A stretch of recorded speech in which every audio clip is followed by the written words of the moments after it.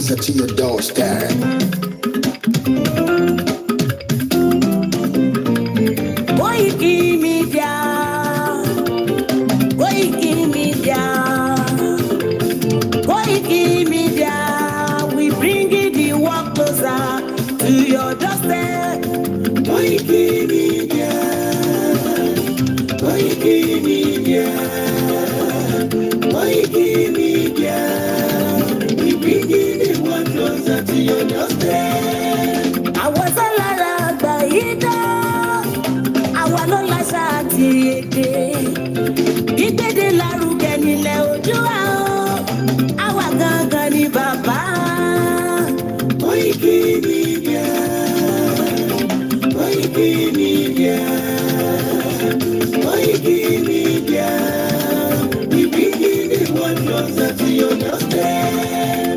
They never sabi wetin we carry for her, but they move closer before they go sabi.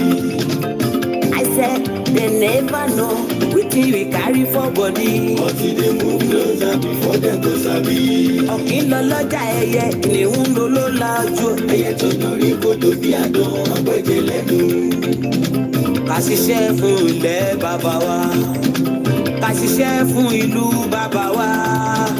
Kájùmọ̀ sowọ́pọ̀ ká lè kó dúdú àga. Òdúdú wa kò bá lè gbé wa. Ọmọ Odùduwà ṣègìrì. Ẹ dìde fún ẹ̀tọ́ adúláwọ̀. Ká lè jọ jùmọ̀ gbé délẹ̀ ìlérí. Àwa lè gba ògo ilẹ̀ wa. Ká ṣiṣẹ́ ká lè jọ gbàdé. Ká lè gbàdé adé adúláwọ̀. Àwa ni mọ̀lẹ́ tí yóò tàn káàkiri. Ọmọ Odùduwà ni wá. Koiki Media, àwa là ń gbé tó lárugẹ. Ètò tó gbójú owó tí wàá máa ní. Kásá, ẹgbẹ́ polówó ọjà wá kájé gbúgbà yín jẹ. Ètò tó gbójú owó tí wàá máa ní.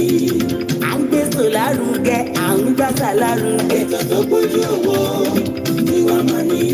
News and sports. Ẹ máa rí gbọ́. Ètò tó gbójú owó tí wàá máa ní. Ọmọ Ìjẹ̀bú alárẹ̀ mi ló ní kí n máa ké.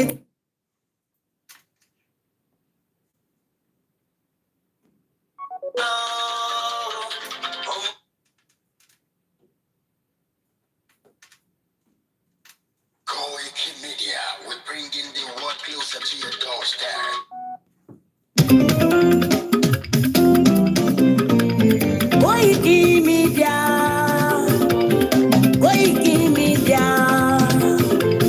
Koiki Media, we bring the world closer to your doorstep.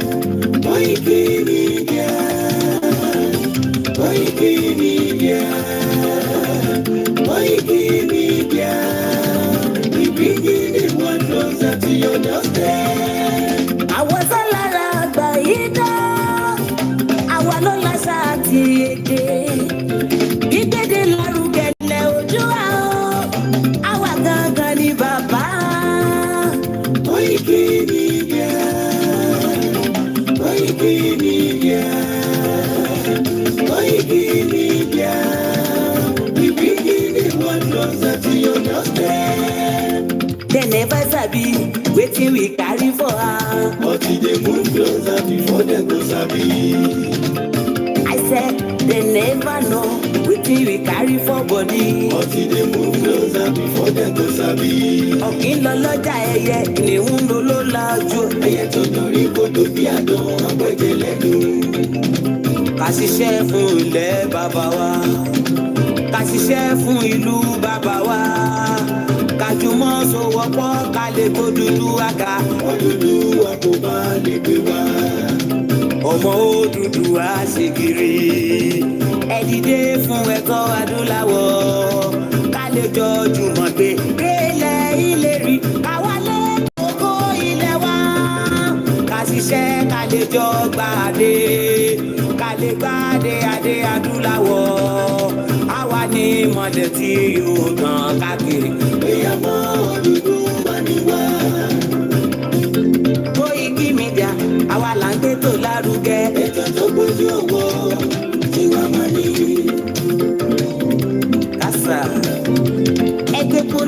jà wá kájé gbúgbà yín jẹ. Ètò tó pójú owó tiwa máa ní.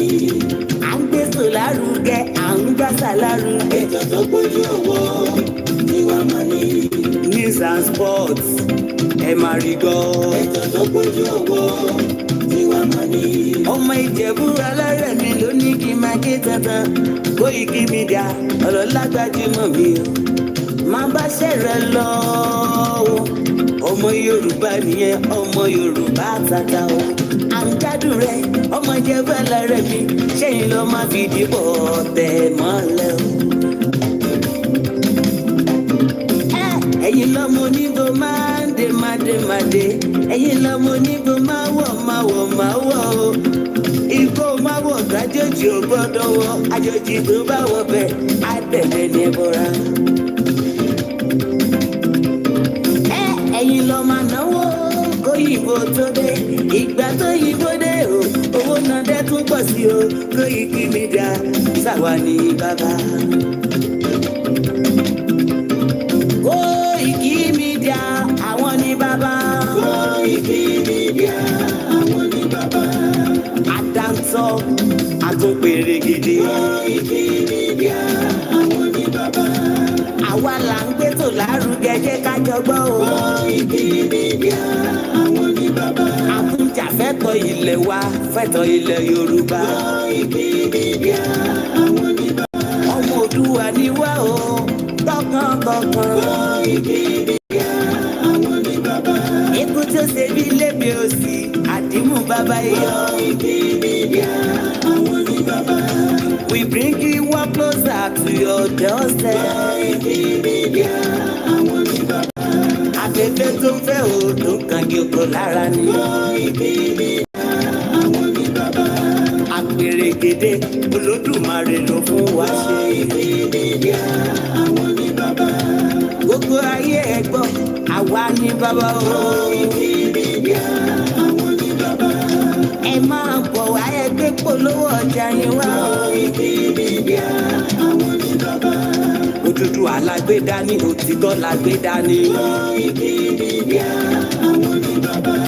Àkìsọ̀dálẹ̀ àkìsọ̀díkèéta. Koiki Media àwọn ní bàbá. Àdúró tán àtúnpèrègèdè. Koiki Media àwọn ní bàbá. Koiki Media we bring you one closer to your doorstep. Àwọn ní bàbá. Koiki Media is around. To give us latest. Is around To o. give us latest. Ladies and gentlemen, Ẹ mú kalẹ̀ sílẹ̀. Ẹ tẹ́tí ẹ gbọ́ ètò tó pójú gbogbo. ladies and gentlemen, Ẹ mú kalẹ̀ sílẹ̀. Ẹ tẹ́tí ẹ gbọ́ ètò tó pójú gbogbo. Koiki Media is around. To give us Koiki latest. Media. Moki Alan Konsai say, welcome back to the afternoon broadcast. It is still Friday, the 3rd of November, 2023. Take a look at the headline. We're streaming on multiple platforms, Instagram, TikTok, Twitter, Space, Twitter, Facebook. My name is Olayomi Koiki. Koiki Media, a confirmed, proud nationalist. Break up Nigeria. If otherwise, what do we want? Yoruba, Kilafe, Nigeria, or our own country? Tell the North to keep their stinking food. We can grow our own. Or you can look onto the Koiki Media and it will have a different headline. Still same message. And it says, the Nigerian government has zero interest in the welfare of security of its citizens. You will never get security in Nigeria. Break it now and save lives. Ọjọ́ òní ọjọ́ tó lápẹẹrẹ gidi gan-an ni fún gbogbo ọmọ Yorùbá àtàtà. Kó o rí ni ọmọ Adéyẹmọ ọba ti kú ọ̀tá ìbáyọ̀ wọn ní alákọ̀ọ́rí ọmọ ti lọ wò ó èyí tí wọ́n rò yí ẹ̀ lólúwọ ọba ńlọ kúkú sẹ́. Sunday ọmọ Adéyẹmọ Ìgbòho ṣàṣẹ́bẹ̀ lọ wà ọjà máa dúpẹ́ lọ́wọ́ Olódùmarè ọba ògbóni. Tó o bá ti dàbí wèrè kọjú òní ó tó pé ń kọ́ kí lọ fẹ́ wá láàrin àwọn ọmọ adarí ń gan. Tàbí tó o bá ti dàbí gé ọmọ láàrin ìpẹ́ kí lọ máa ṣẹ̀dá òfin òkúrò. ọjọ́ máa dúpẹ́ lọ́wọ́ alágbẹ̀dẹ àyànmọ́ ọba tó fi ọ́ dára tó dùn ọmọ Adéyẹmọ o ìwọ náà kọ́ Olódùmarè ọba ní kí ọlárugẹ. ẹsẹ wọn dúpẹ́ o. Sunday o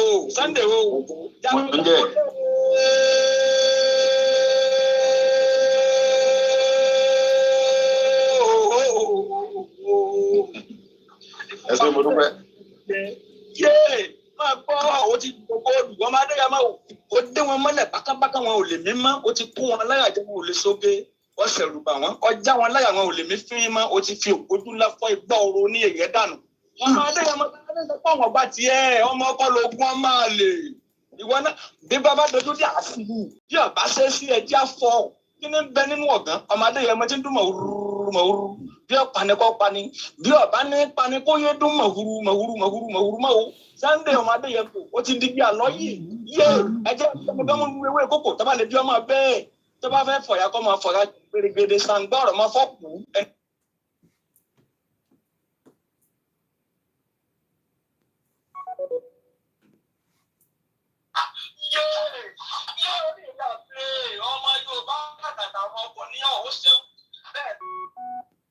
Nípa ìsìn Sunday ọmọ Adéyẹmọ ọ̀pá gàmbàrí nípa ìsìn ọ̀pá fúlàní tán ọ̀pá ẹgbẹ́ tó ló pọ̀ ya onítọ̀ ọmọ Sunday Igboho sà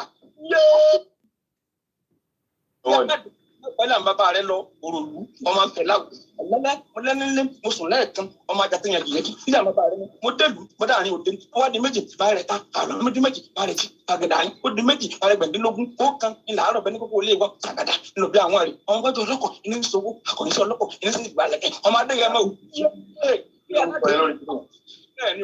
yé Sunday Igboho sàmà ogun ní iná ni lógun ogun ló ní ilé àárọ̀ ogun ni wọ́n fi jagun yé gbẹ́gbẹ́ ń jẹ́ bóògùn ọ̀yẹ́ ẹjẹ́ ànádà wa lóògùn ọ̀nà Sunday ọmọ Adéyẹmọ Igboho sà lónìí ilẹ̀ Yorùbá gbòmìnira dandan ni máa wá gbọ́ o àṣẹ ọlọ́dà yìí o ìlànà Olódùmarè yẹn máa lò ọmọ Adéyẹmọ o dákun mọ́rùn làwọn oníṣẹ́ ẹbí ẹ̀tọ́ kálukú má fi dùn wọ́n orí kálukú ló gbé ọdẹ kò tó dùn wá máa gbọ́ o gbogbo ọmọ Yorùbá tàtà ń tẹ́wá lóye ẹja fọwọ́pọ̀ ká gbé ẹni tó wá fi sẹ́ ká gbé lárugẹ gidi ni ẹ̀mí jù wọ́ wọn ò dùn ẹjọ́ òrodò lọ ìbá méjì o ẹni tó wá fi sẹ́ràn ọgàtọ̀ sí ẹni tó fi ara wọn Sunday ọmọ Adéyẹmọ tiwa akọni tiwa akọni jagunjagun ọkùnrin tararara kọdọ kẹlẹ ọmọ Adéyẹmọ wọn máa gbọmọ fẹẹ sí àgbà kan fún wọn ni ẹni tó bá ní kó òkú ní kékeré kó máa fọwọ́ ara wọn síra wọn ní kàkọ́ máa ṣe ara rẹ̀ dípò dànù ìmọ̀jọ́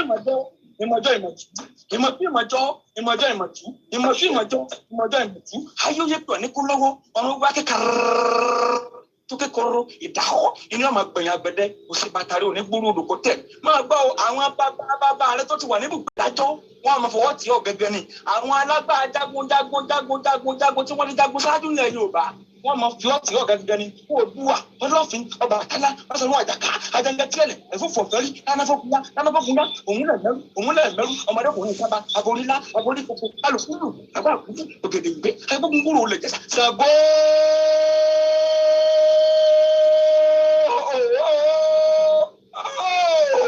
máa gbọ́ náà Sunday ọmọ Adéyẹmọ ń bọ̀ Ṣàngó tí mọ́ ògùn làyà wáyé náà ọmọ Adéyẹmọ Igboho Ṣàngó ló ti rí gbẹtugbẹtu tiẹ̀ ṣe ọ̀gbárùgbàlárúgbó onúgbòlò rẹ̀ jó ògùn làyà ọ̀sẹ̀ pẹ̀yàrí kẹ́ni ẹ̀ máa ń de bàbá rẹ lọ òrùkàtàrí gbàgbà kẹ́ni ẹ̀ máa ń de bàbá rẹ lọ alárúgbó parúmọ́ Sunday ọmọ Adéyẹmọ ní oṣù olùgbòde gbangba Sunday ọmọ Adéyẹmọ ó ti di kókó ọdún ó ti wà lókè ẹni ẹ bá ní ọjà kọ́kọ́ máa kú ni máa gbọ́ ọ sórí má bẹ̀rù ọ̀tẹ̀ mọ́ òòrí ní gbogbo fùlùfùlù labalábá tí wọ́n ń dìbò lẹ́kùn Sunday ọmọ Adéyẹmọ Igboho sà òòrí bí wọ́n ti ń wo sọ àkísà máa gbọ́ ọ yẹ gbogbo ọmọ Yorùbá àtàtà tó bá lóye àkọ́dà ayé ọgbọ́ ọmọ Adéyẹmọ ní ẹja fọwọ́tì àti yìí débi tó lápẹ̀rẹ̀ ẹja fọ tẹ́lẹ̀ èmi ju ìwọ òjò mi kò lè gbé wa débi kankan pa àkọ́dà ayé ọgbọ́ ẹja pàwọ́pọ̀ ká bí ẹni tó lu wọ́pọ̀ fi sẹ́ni lárugẹ ni ẹ máa gbọ́ oyin bó yẹn ṣe wọ́n máa fara oyin ni igi igbó sórí pọ̀ wọ́n dìgbẹ́ ẹ̀rí ni àwọn àgbàlagbà wọ́n ní bí orí bá dúró tọrùn inú déyìn ọ̀tọ̀ọ̀tọ̀ gan ni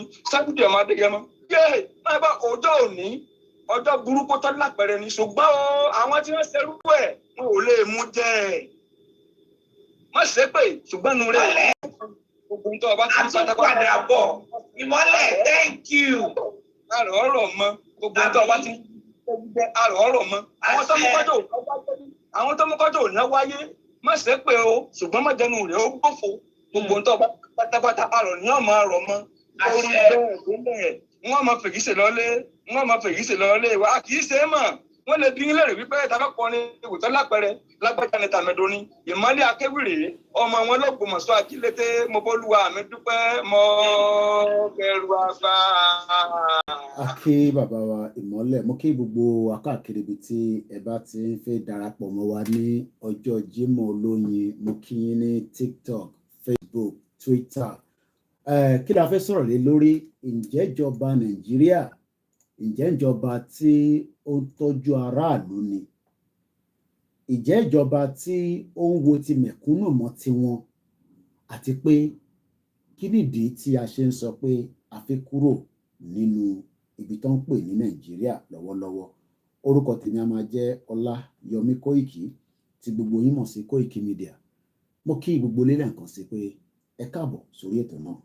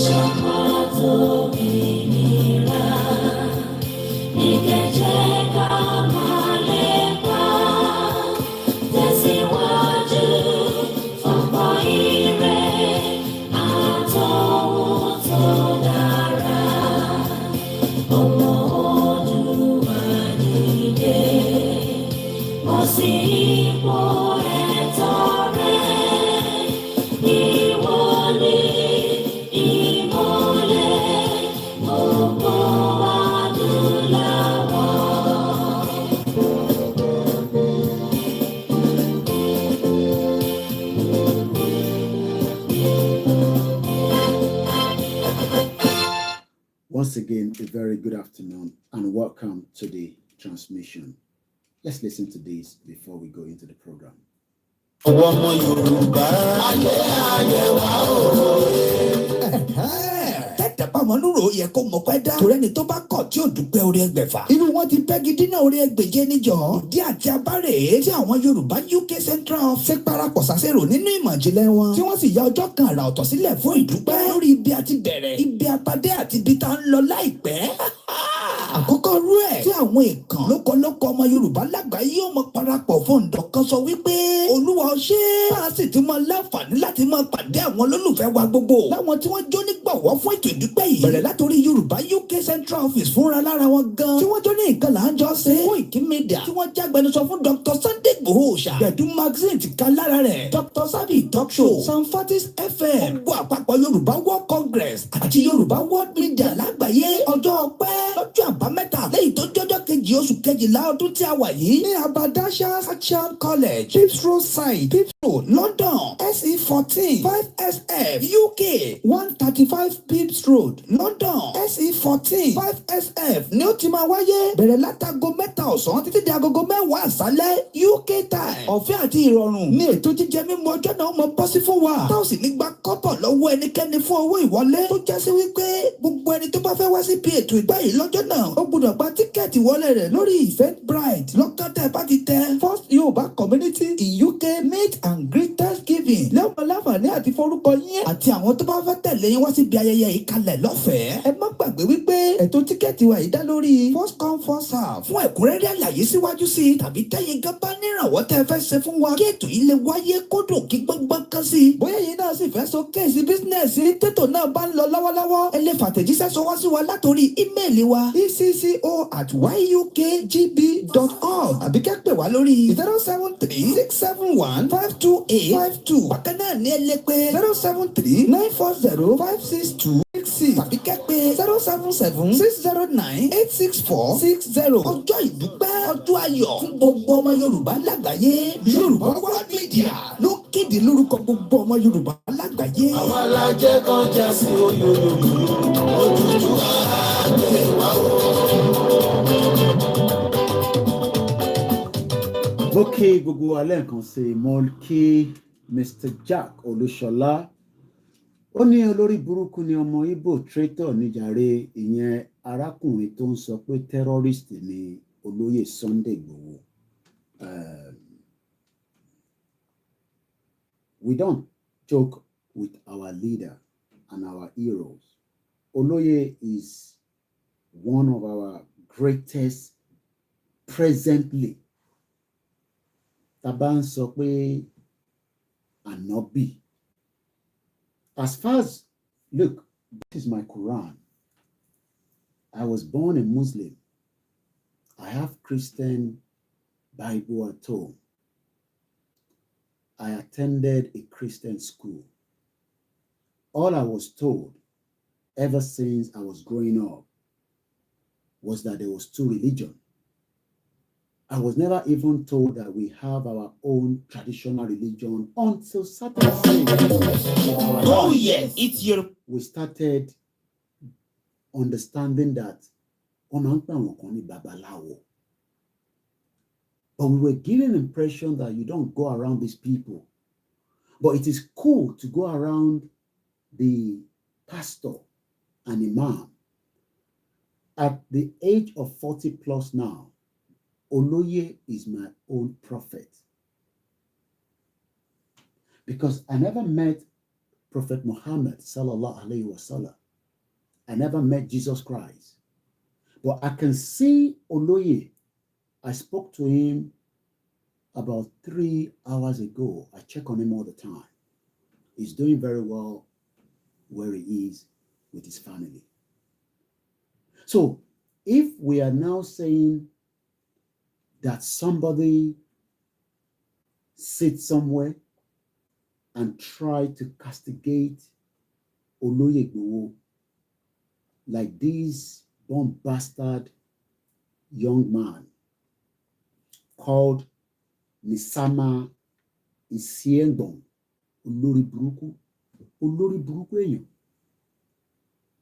tó ń ṣe fídíò tó ń sọ pé who the hell is Igboho to determine whether he should give ultimatum. Wherever you see this criminal guy, anywhere on social media, tell him to keep his dirty, stinking mouth away from Igboho. Because we, the followership of Igboho, just like you are following Jesus Christ, just like, thank you so much, all the way from Bauchi State. Somebody's watching me in Bauchi State. Thank you. Just like you are also worshiping Prophet Muhammad sallallahu alaihi wasallam. But remember that we have 1,000 religions today. I am not here to criticize any religion. If you like, be an atheist. I will work with you. So, we don't joke with Igboho. And every day I give him that assurance that I will be there. Because I know the importance of who Igboho is ever since our path came together. Igboho is not the only Yoruba man today in Yoruba world. We have very strong Yoruba people around the world. Billionaires, people that have spiritual power, people that can communicate with Almighty Creator, whether Christian, Muslim. When you go back and look at the history of different religions, people have what it takes to communicate with something. But please, do not come and abuse Igboho. We will abuse your father. We will abuse every part of your generation. Because Igboho is not the cause of the problem of Nigeria. 1 million Fulani won't let that go. Some of you say that, hey, but he ran away when the 500 soldiers came to assassinate him. A word is good as an advice. There is always another day.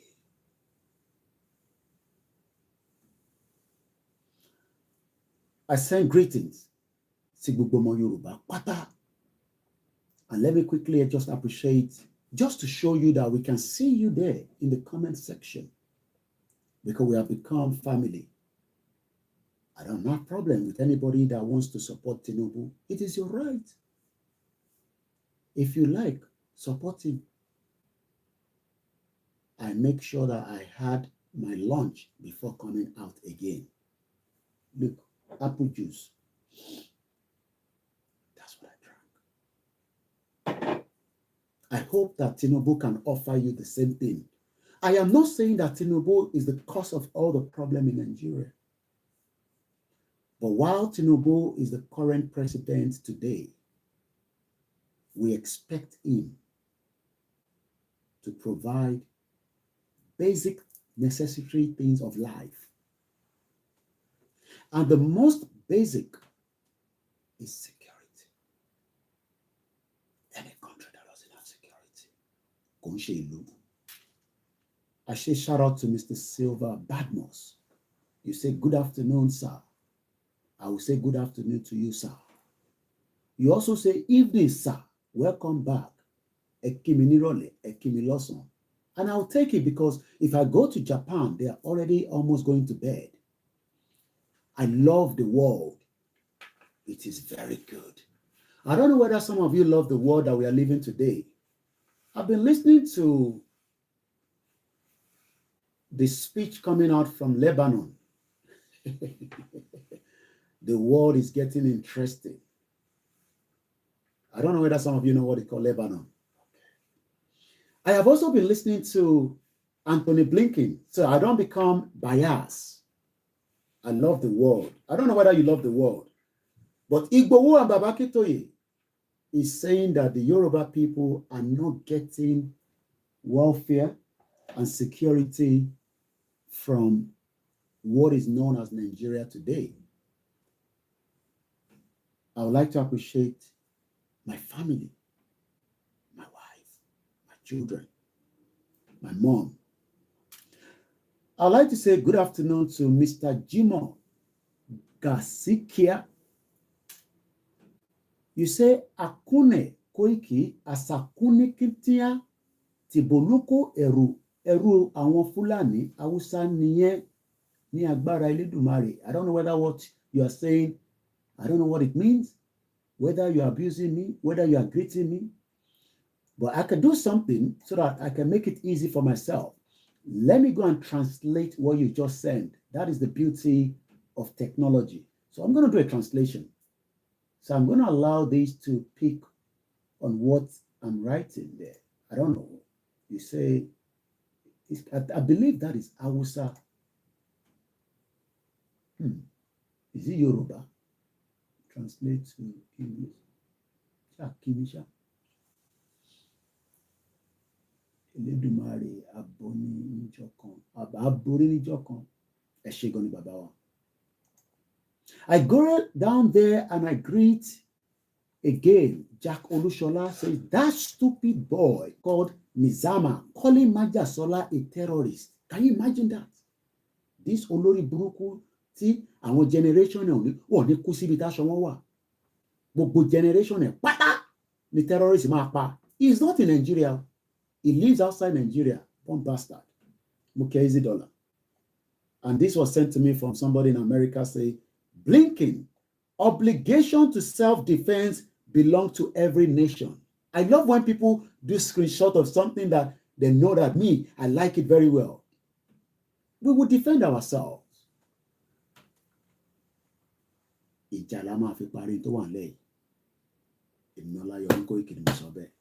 it might take some time. We got to plan. We got to make sure that we got it right this time around. There will not be another election in Nigeria. That is if some of you agree with me. I told you, they will not do election. They will stop everything. Hey, Koikio, oh my dog Sileo, Mokia easy dollar. He understand me very well. Every 2 o'clock in the morning, UK time, Easy Dollar will send me a voice note just to remind me that tó bá jẹ́ mi nìkan mo wà lẹ́yìn ẹ̀ pẹ̀lú Ìgbòho, but I know that ẹ̀yin tó kù náà wà lẹ́yìn wa. I hope nobody's going to tell us again to come and vote in 2027. Ta ló máa vote in 2027? Say yes. How many people is going to vote in 2027?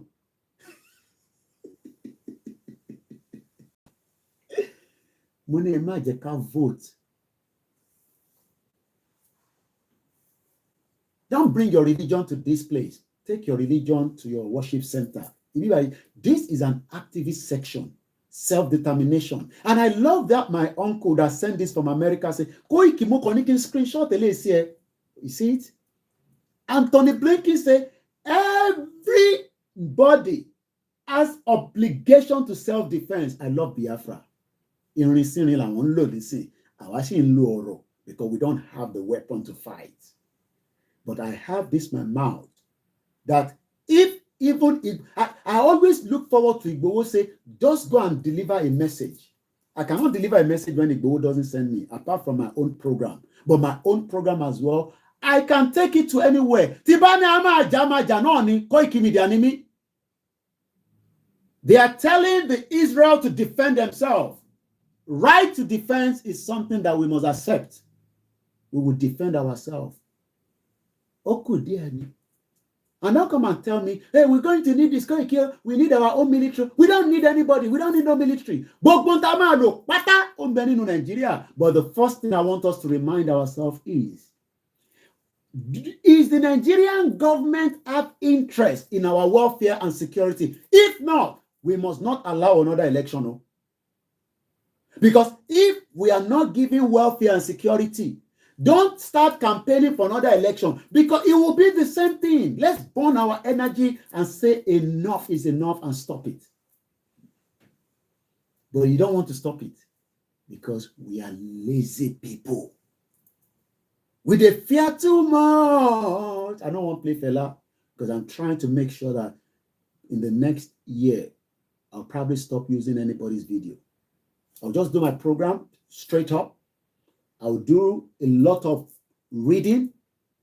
From next year, I'm going to cut down using people's video so that I will know that it is my own original one. Who is going to vote in 2027? Say aye. I'm still saying good afternoon, good evening. Mr. or Alaji or Imam, I don't know. I say Saubana Inawonjo Op Omoaladikun Igboho Sha. Babawa Ahmed Razak, good afternoon. Babami Babatunde Olatunji say, I didn't vote in 2023. Lefe so Ekosopo 2020, 29, 23. I know it's 2020. I will not vote again until we get out of the contraction. No Yoruba person should be thinking about voting again in 2027, regardless of whoever is there today. Because Enito Wanibe must first give us welfare and security. If Tinubu is not giving you that, don't even think about voting again. I don't know how long it will take before Nigeria will break, but I am just preparing our mind. Prepare mind while delay. Ni 2019, don't vote. We say no to election. At the end of the day, my people go vote. My people went to vote again. And look at the end result. Maybe it is too early. Mokidadi, Agbayama, Dale Gugbonya Balagba, Babawa Dekunle Aleo, Moki Dr. Leo no. Babami Dennis, Dario, Omitogu Moki Isa. Mokenyo Jogbon. The learned people that understand that Yoruba people are suffering, but Koiki, Kajo Sheba, Gbogbo ọ̀nà tẹ́ bá ní kájọ ṣe náà ni mo agree. But at the back of this, my Ogo, para. we will defend ourselves. Anthony Blink, I'm going to keep this. This is it. I'm going to post it out now. Anthony Blinken, àwọn èèyàn ńlá sọ̀rọ̀. Obligation to self-defense belongs to every nation. Yoruba people are also a nation. Because we're a nation. We might be under Nigeria, but we are a nation of our own. We will defend ourselves. But before we start talking about Big Batafe Barawaja, akọ́kọ́ gbọ́dọ̀ máa sọ àwọn the nitty-gritty. Do you have welfare in Nigeria? Gbogbo owó tó ti ń pa ní Nigeria kí ló fi ń ṣe? I'm going to take you again to the OECD. I'm sure some of you remember that. You know, like I said, it's unfortunate that our machine that we can use to show you the back things and all that is dead. And until we have money or we can get this sorted out, we will continue to just use mobile phone for our streaming. But that one, it says, back to back. So for now, it's just there. That is 3,000 pounds. Do you think that BBC is still using the same equipment from 3 years ago? They've upgraded. It's okay. Odudu has arrived. When people abuse Eshu Laolu, our prophet and my father Eshu, what do you people say? Nothing. Jesus is not my prophet. Jesus is a Jew. I am black and Eshu is my prophet. And you're right. We must not condemn other religion. If anybody wants to practice Christianity, let them practice it. We are not fighting for religion, but nobody must pull back our tradition. Mumba Lodo any Manchester, in Yomida Kentos, every month. Thank you so much, my beautiful auntie. Kellex Wallace says Igbowo should not go to Nigeria. Igbowo doesn't need to go to Nigeria. I said there are 1 million Igbowo in Nigeria. Igbowo will give order and we will follow that order as a foot soldier. But Igbowo will not just give order without factoring a lot of things. We spoke at length again today. It's a privilege. It's a privilege. I cannot compete with those ones.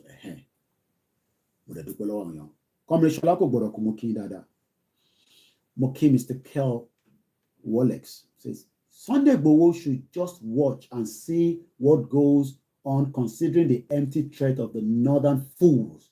He can do a lot, but should just watch for now. And I will give him that advice.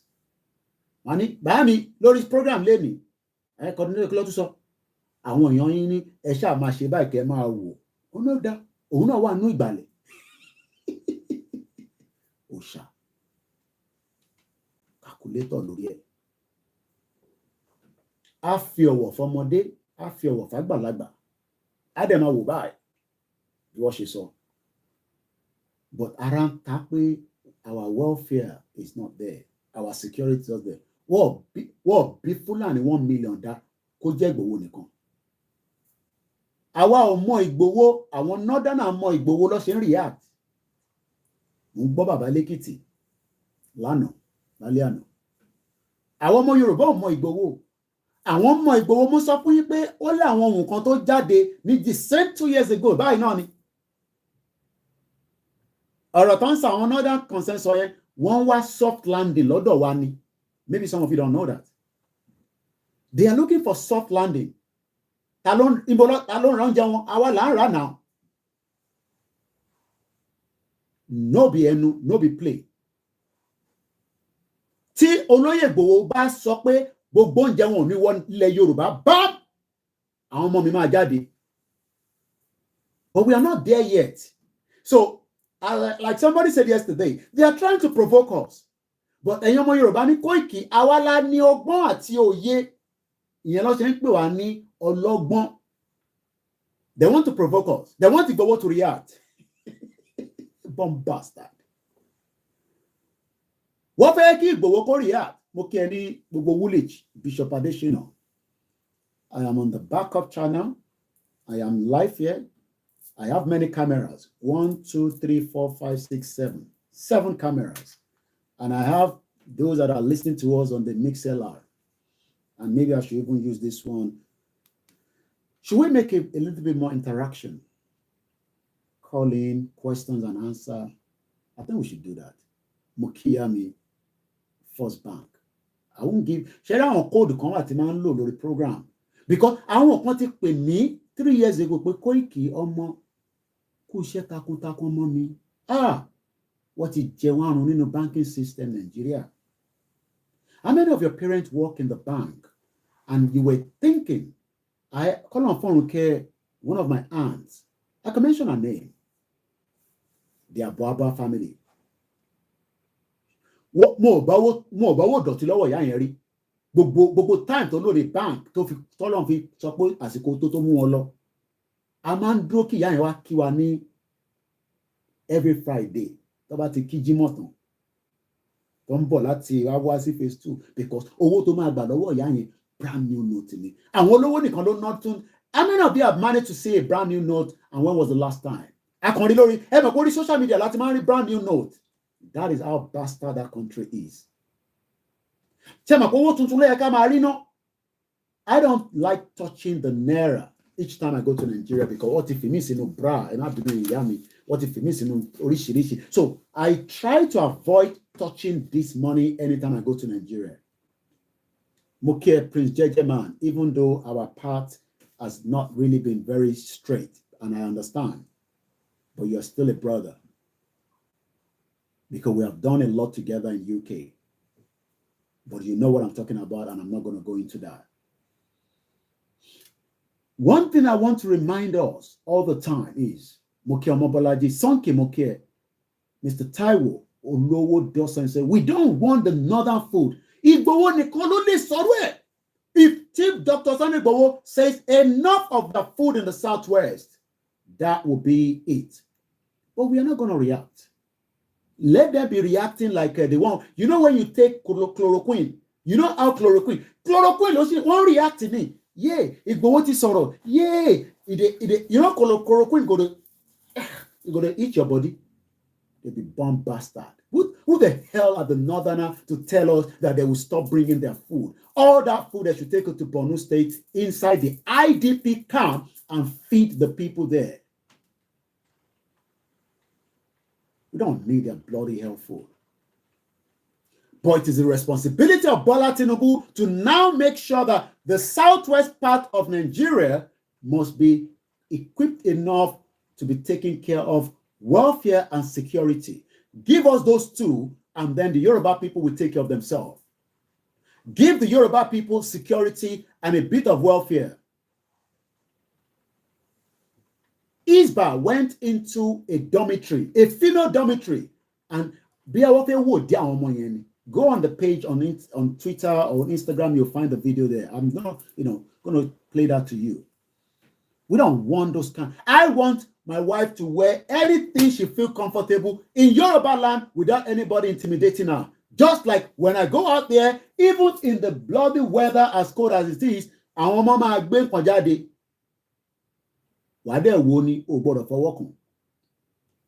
to live in a Sharia society.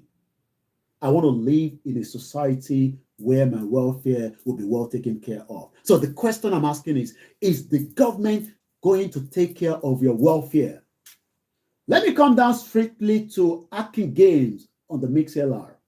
And thank you so much to a brother yesterday. $30. I'll sort you out. Never for me naira no. I will for me. Pounds and I appreciate those of you that wants to support, but you're like,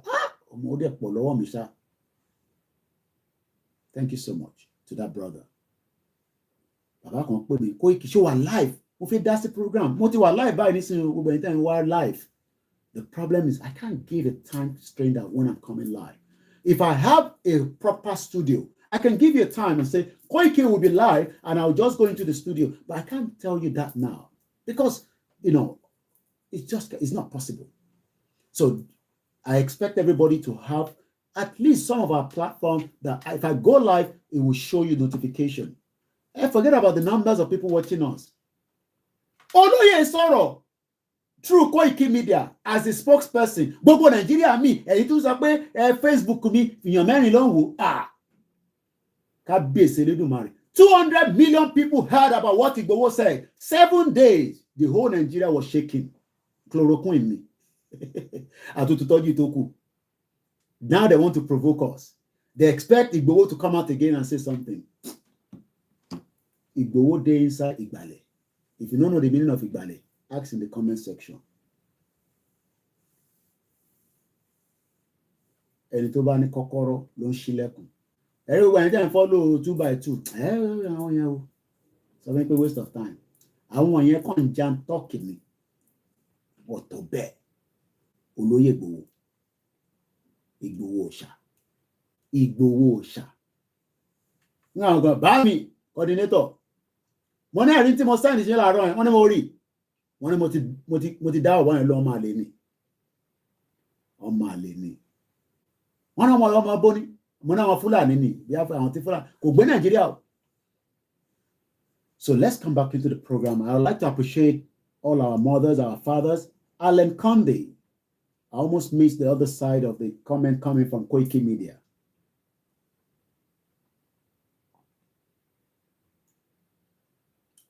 Thank you so much, Falana Muyiwa. People say the boy is a criminal. Ọmọ Tinubu ni. Ó wá nǹkan tó náà máa jẹ ni. Mo náà wọ́n fẹ́ jẹun ní. People want chop money inside this Tinubu government. Because wọ́n pé yàfùnyàfùn ní Tinubu. Jagaban. Darosa. Dasibi Dason. So they have to clean his image. Mo kẹ́ ìyá mi tẹ́wà lórí Koiki Media Odùduwà. Ìyá mi Eunice. Ìwà pẹ̀lú ìwà mo kẹ́ ẹ. I think I saw Abiba comment, in the last program we did this morning. This is my third program. Interesting. I get the energy. Excuse me. Mo kẹ́ ìtẹ́wà lórí TikTok. Mo kẹ́ Yoruba movement. Mo kẹ́ gbogbo ìpàdàpàtà. If I haven't mentioned your name, you can say Koiki. You know that one by now. Èèyàn lèmi náà, èèyàn ní gbogbo wa. I am not the only best, but mi dúró dáadáa. Wàláì. Mo dúró dáadáa. Tí bá ní mo dúró dáadáa fún Yorùbá nation, ẹ gbà bẹ́ẹ̀ ni mo sọ fún yín. Mo dúró dáadáa. Confirm. Tí bàbá Akíntóyè bá lu aago pé ó yá, tí Ìgbòho bá ní ó yá, tí bàbá Bánjí bá ní ó yá. Ṣé rí gbogbo ilé tá a ṣe ń ṣe? A ṣe ń warm up ni, warm up. We are just warming up. By the time those leaders says we are ready to go, nobody, America cannot stop us. UK cannot stop us. The last thing they will do, or the least thing they will do, they will tell everybody to come on the round table. So gbogbo bá fẹ́ gba Yorùbá nation yìí is just a warm up. None of the politicians. Mo ní àti pàdé Dàpọ̀ Abíọ́dún rí. I said to Chief, no, I can't feel it. It was coming through. I've told you this before. It was coming through a one way. We were going to tell him to go back or be down my padà sẹ́yìn. Ṣùrùtù àṣẹlẹ̀. Gbogbo firepower tó ń gbé bọ̀. Tí bá calculate gbogbo bullet tó wà lọ́wọ́ wọn kò tó 1 million. Òkú akú ni. I'm talking about Dàpọ̀ Abíọ́dún, the governor of Ogun State. We met him one day. We were traveling. They were coming on a one-way traffic.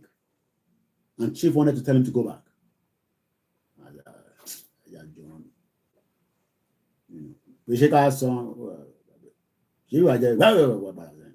Wọ́n náà ti signal pé olóyè ló wà ní mọ́tò yẹn. Wọ́n ti bẹ̀rẹ̀ sí hail wa. Igboho Òòṣà, Ogun security yẹn.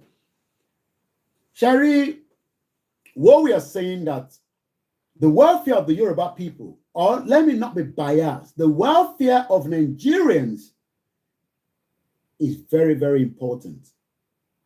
And we expect the government to take care of Nigerians. But this government, I don't know whether they have what it takes to do so.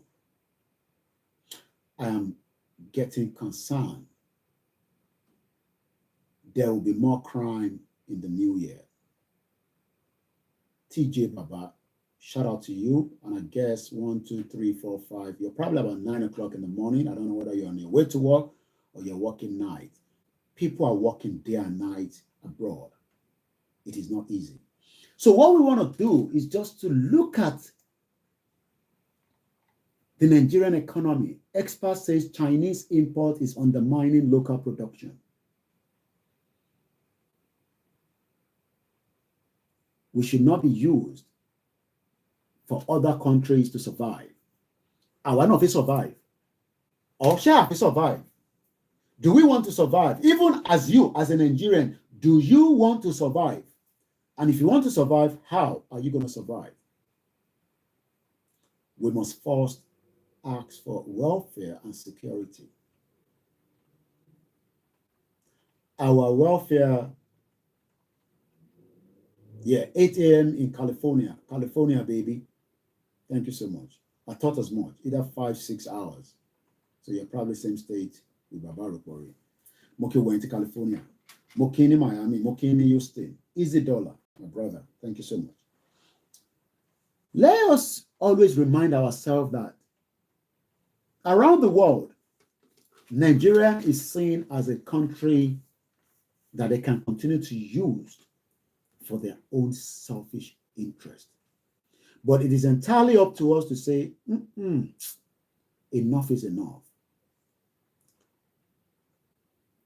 We have what it takes to be great, but we will not be great in the present day Nigeria.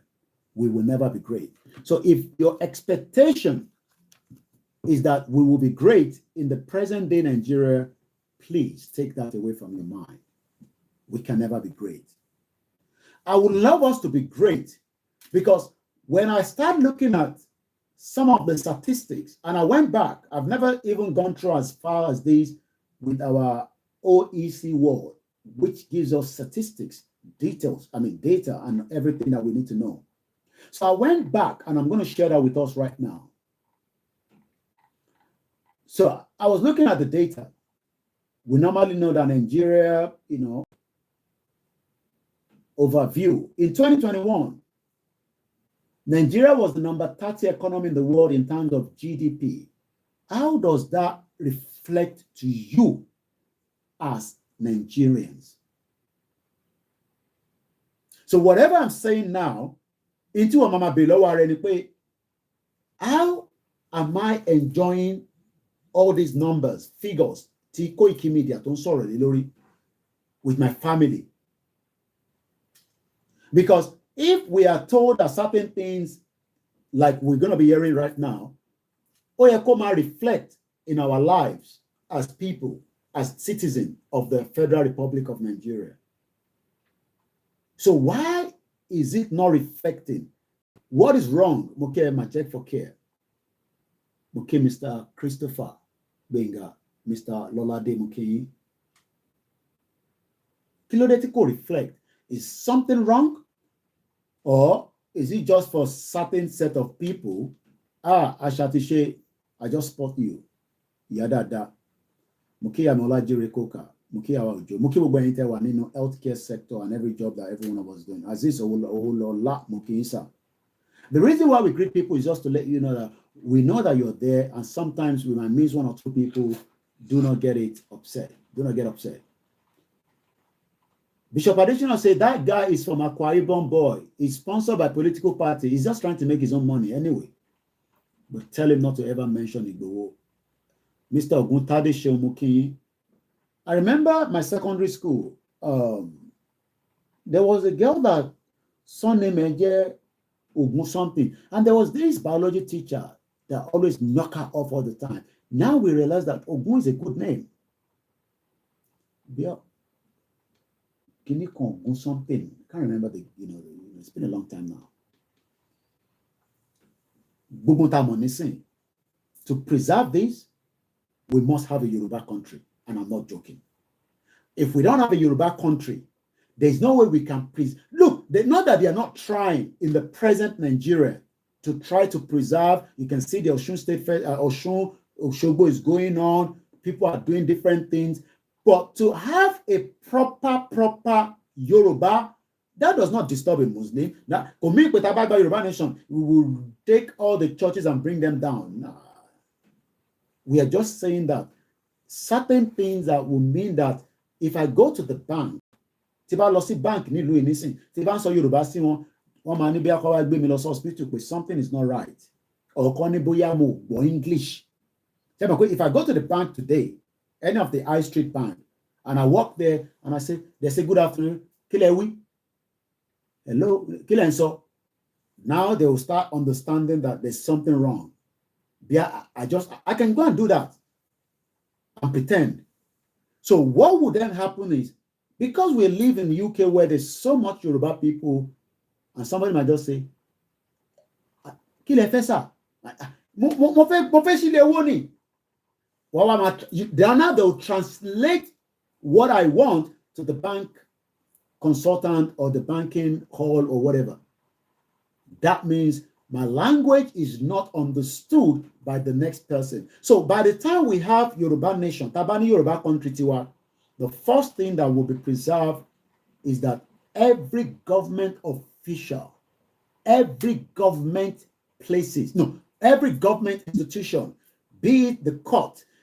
Imagine going to the court, Tonso Yoruba,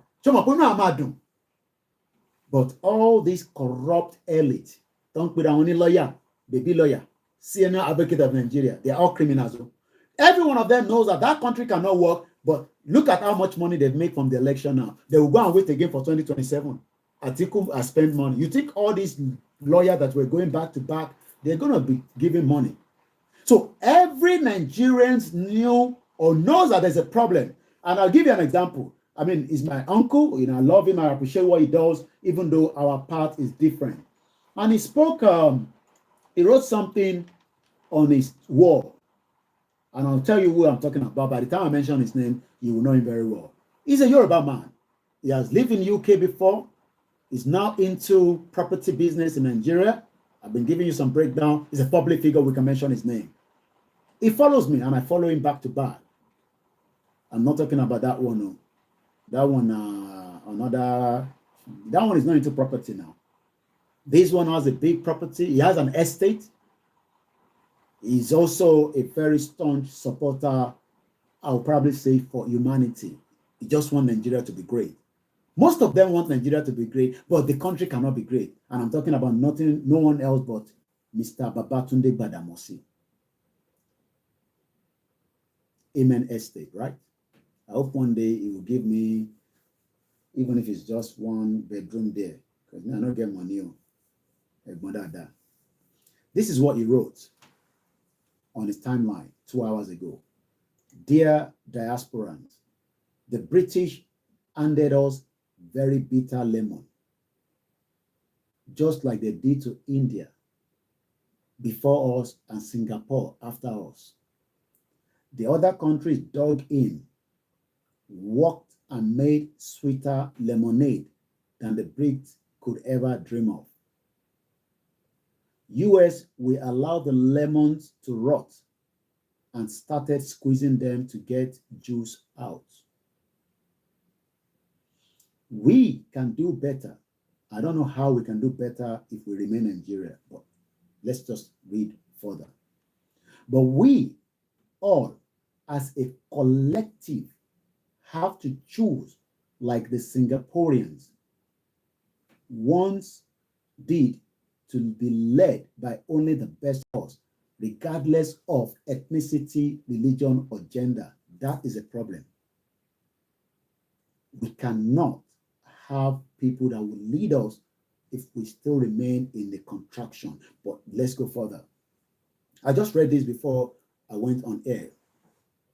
Until we do that, criminals like Bola Ahmed Tinubu and his massive cult will continue to be our portion. We have great Edo, Aang. I've never even heard about those ones. ANNANG, 300 and something ethnic group. Medolefemo. Ibibo, I've heard about those ones. Tarok, Igbo, Sayawa, Yoruba, Agnas, Awusa, Ogu, Efik, Ijo, Kalabari, Beron, Ishekiri, Fulani. How will we work with Fulani people? Chief Tola Adeni says, in 1,000 years, we cannot work with them. So even if we're going to work with all ethnic groups, not Fulani, because their mindset is different. Hey, yami dada. Chati change orúkọ yẹn ni. Timima T 1804. Orúkọ tí máa ń rí kọ́ nìyẹn tẹ́lẹ̀. Ẹ káàsùn ya ìyá dáadáa. Sister mi kọ́ ọmọ yín yẹn. A ti define girl gan nísìnyí o. Ó yẹ pé ọmọ ẹ̀wọ̀n ti dàgbà ní ìgbà ẹ̀kọ́ link àwọn méjèèjì papọ̀ ni. Ẹ bá ń kí àwọn ọmọ yín àtàwọn grandchildren. Ẹ dẹ̀ kúṣẹ́ náà. Ẹ ti change orúkọ yẹn lórí Instagram o. Orúkọ tí máa ń rí kọ́ nìyẹn tẹ́lẹ̀ o. Ọlọ́run bá wà pẹ̀lú ẹ ṣé gan ni. I have a lot of mothers that say, mo mọ̀ pé ti change ẹ̀. Yeah, Ọlọ́run bá wà pẹ̀lú ẹ ṣé gan ni. Ẹ bá ń kí àwọn beautiful princess. Àwọn bímọ kalẹ̀ sí abroad. Ẹlòmíì ti kọ́lé. Ọkọ̀ jókòó báyìí pé màá ṣe o. Ṣé àwọn ọmọ ìyá tẹ̀lé mi lọ sí ìlú mi? Ọmọ yín mélòó ló máa tẹ̀lé yín lọ gbé lẹ́kìtì tó sí ná? Bàbá lẹ́kìtì, ẹ má bínú.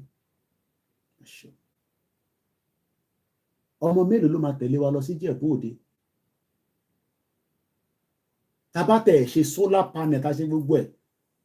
Mo rí ọ̀rẹ́ wa K1. I'm sure pé gbogbo tó ṣe yẹn náà Lagos náà lọ sí. Because how many people wants to go and live in those places that is not developed? Kò dẹ́n ṣe pé a lè develop it. But should we remain as Nigerians, it will be difficult to develop those areas quickly as we want. Mo rí Dàpọ̀ Abíọ́dún, àwọn criminal.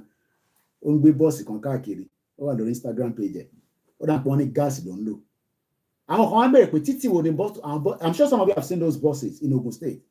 Títì wo, those buses cannot drive in my village in Ijebu-Ode. It might drive in Abeokuta because Abeokuta has been opened up and all that. Maybe some of you want us to wait until they open up everywhere in Nigeria before we pray. No, we can still dissolve or dismantle Nigeria and the development will still continue. The only difference is that the development will be much more rapid than what it is today because So let's go back again to my Egbomi Babatunde Gbadamosi. I've talked about Fulani, Urobo, Nupe, Gawari, Gabia, and many other ethnicities in Nigeria and around the world who are the very best in their professions. And we got to be honest, we have so many people, which is good. But other ethnicity are very brilliant as well. Eledumare, the creator, created every human being to at least be able to survive.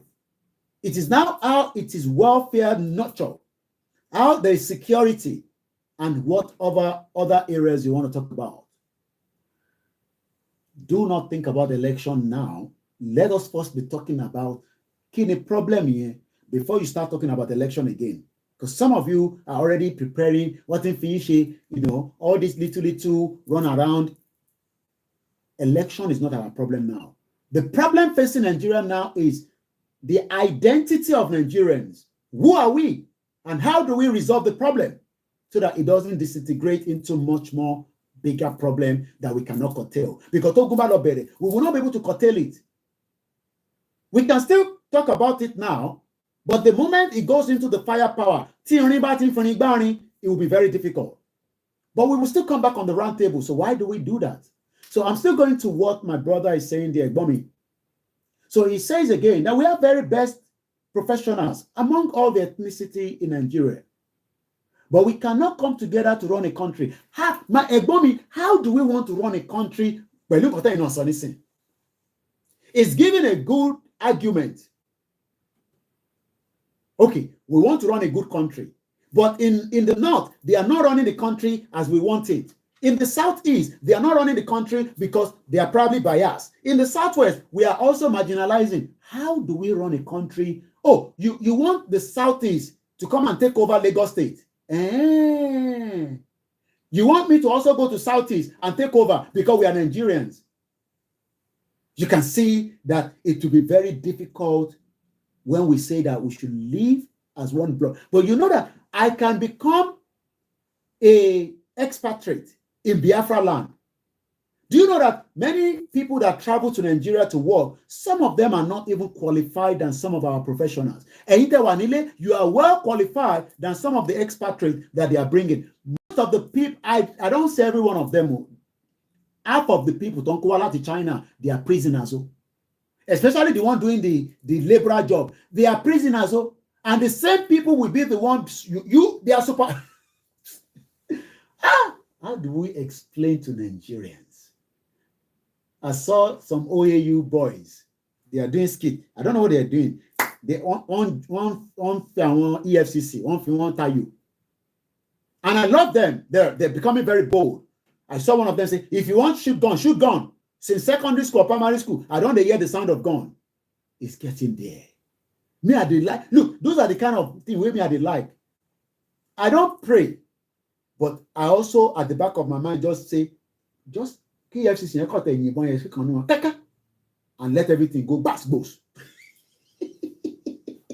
From there, it goes AY. How do we explain to you that they are look, not that I don't know. I have to switch off this heater. It's in heat up now. If the house was cold earlier, and I just had to put it on. It's expensive now. Won't heat mommy that. I have to go and switch it off, turn it down. Do you know that I have information from another family friend that said, look, farm. I'm not going to tell you where. They are prisoners from China. Ni Nigeria, ni Yoruba, I'm not going to tell you the state. But what people are bad that could farm here. You know why? Because he's a former ex-military man.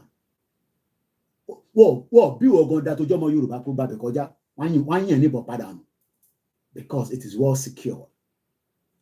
Can everybody get those kind of privilege? I was speaking to my wife and she said, okay, we were talking about something to do with farming. I can't remember. I can't call her now because I'm already live now.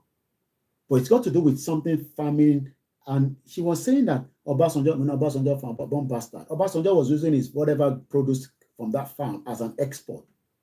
Okay. Olosinu store. And, she was, saying that, there's a store that has different produce that they are selling from egg to chicken, big warehouse, big industry, like Akalamago was showing us 2 years ago when he lives, I think, in Italy, somewhere around the year. You don't throw cows to be eating our grass or our farmers' produce or whatever. To fish a business, and you go and secure it.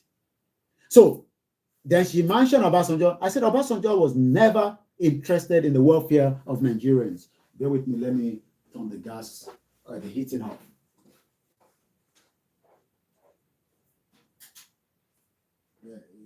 We need a lot of gas, and the gas boku for Yoruba land and also the southeast. That's why they are moving the gas out. So you are not seeing it, but behind me here, Onramila, keeps the house warm, like air condition.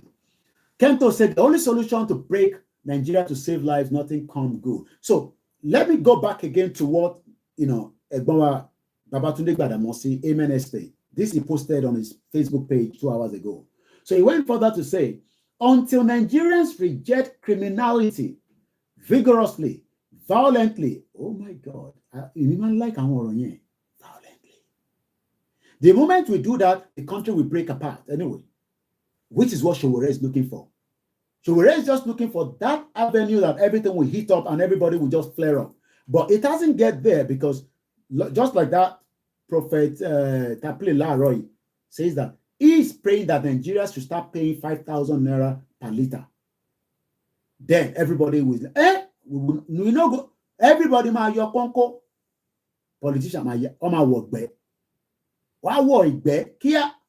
Imagine they can hear that 300,000 students are on their way to Alausa.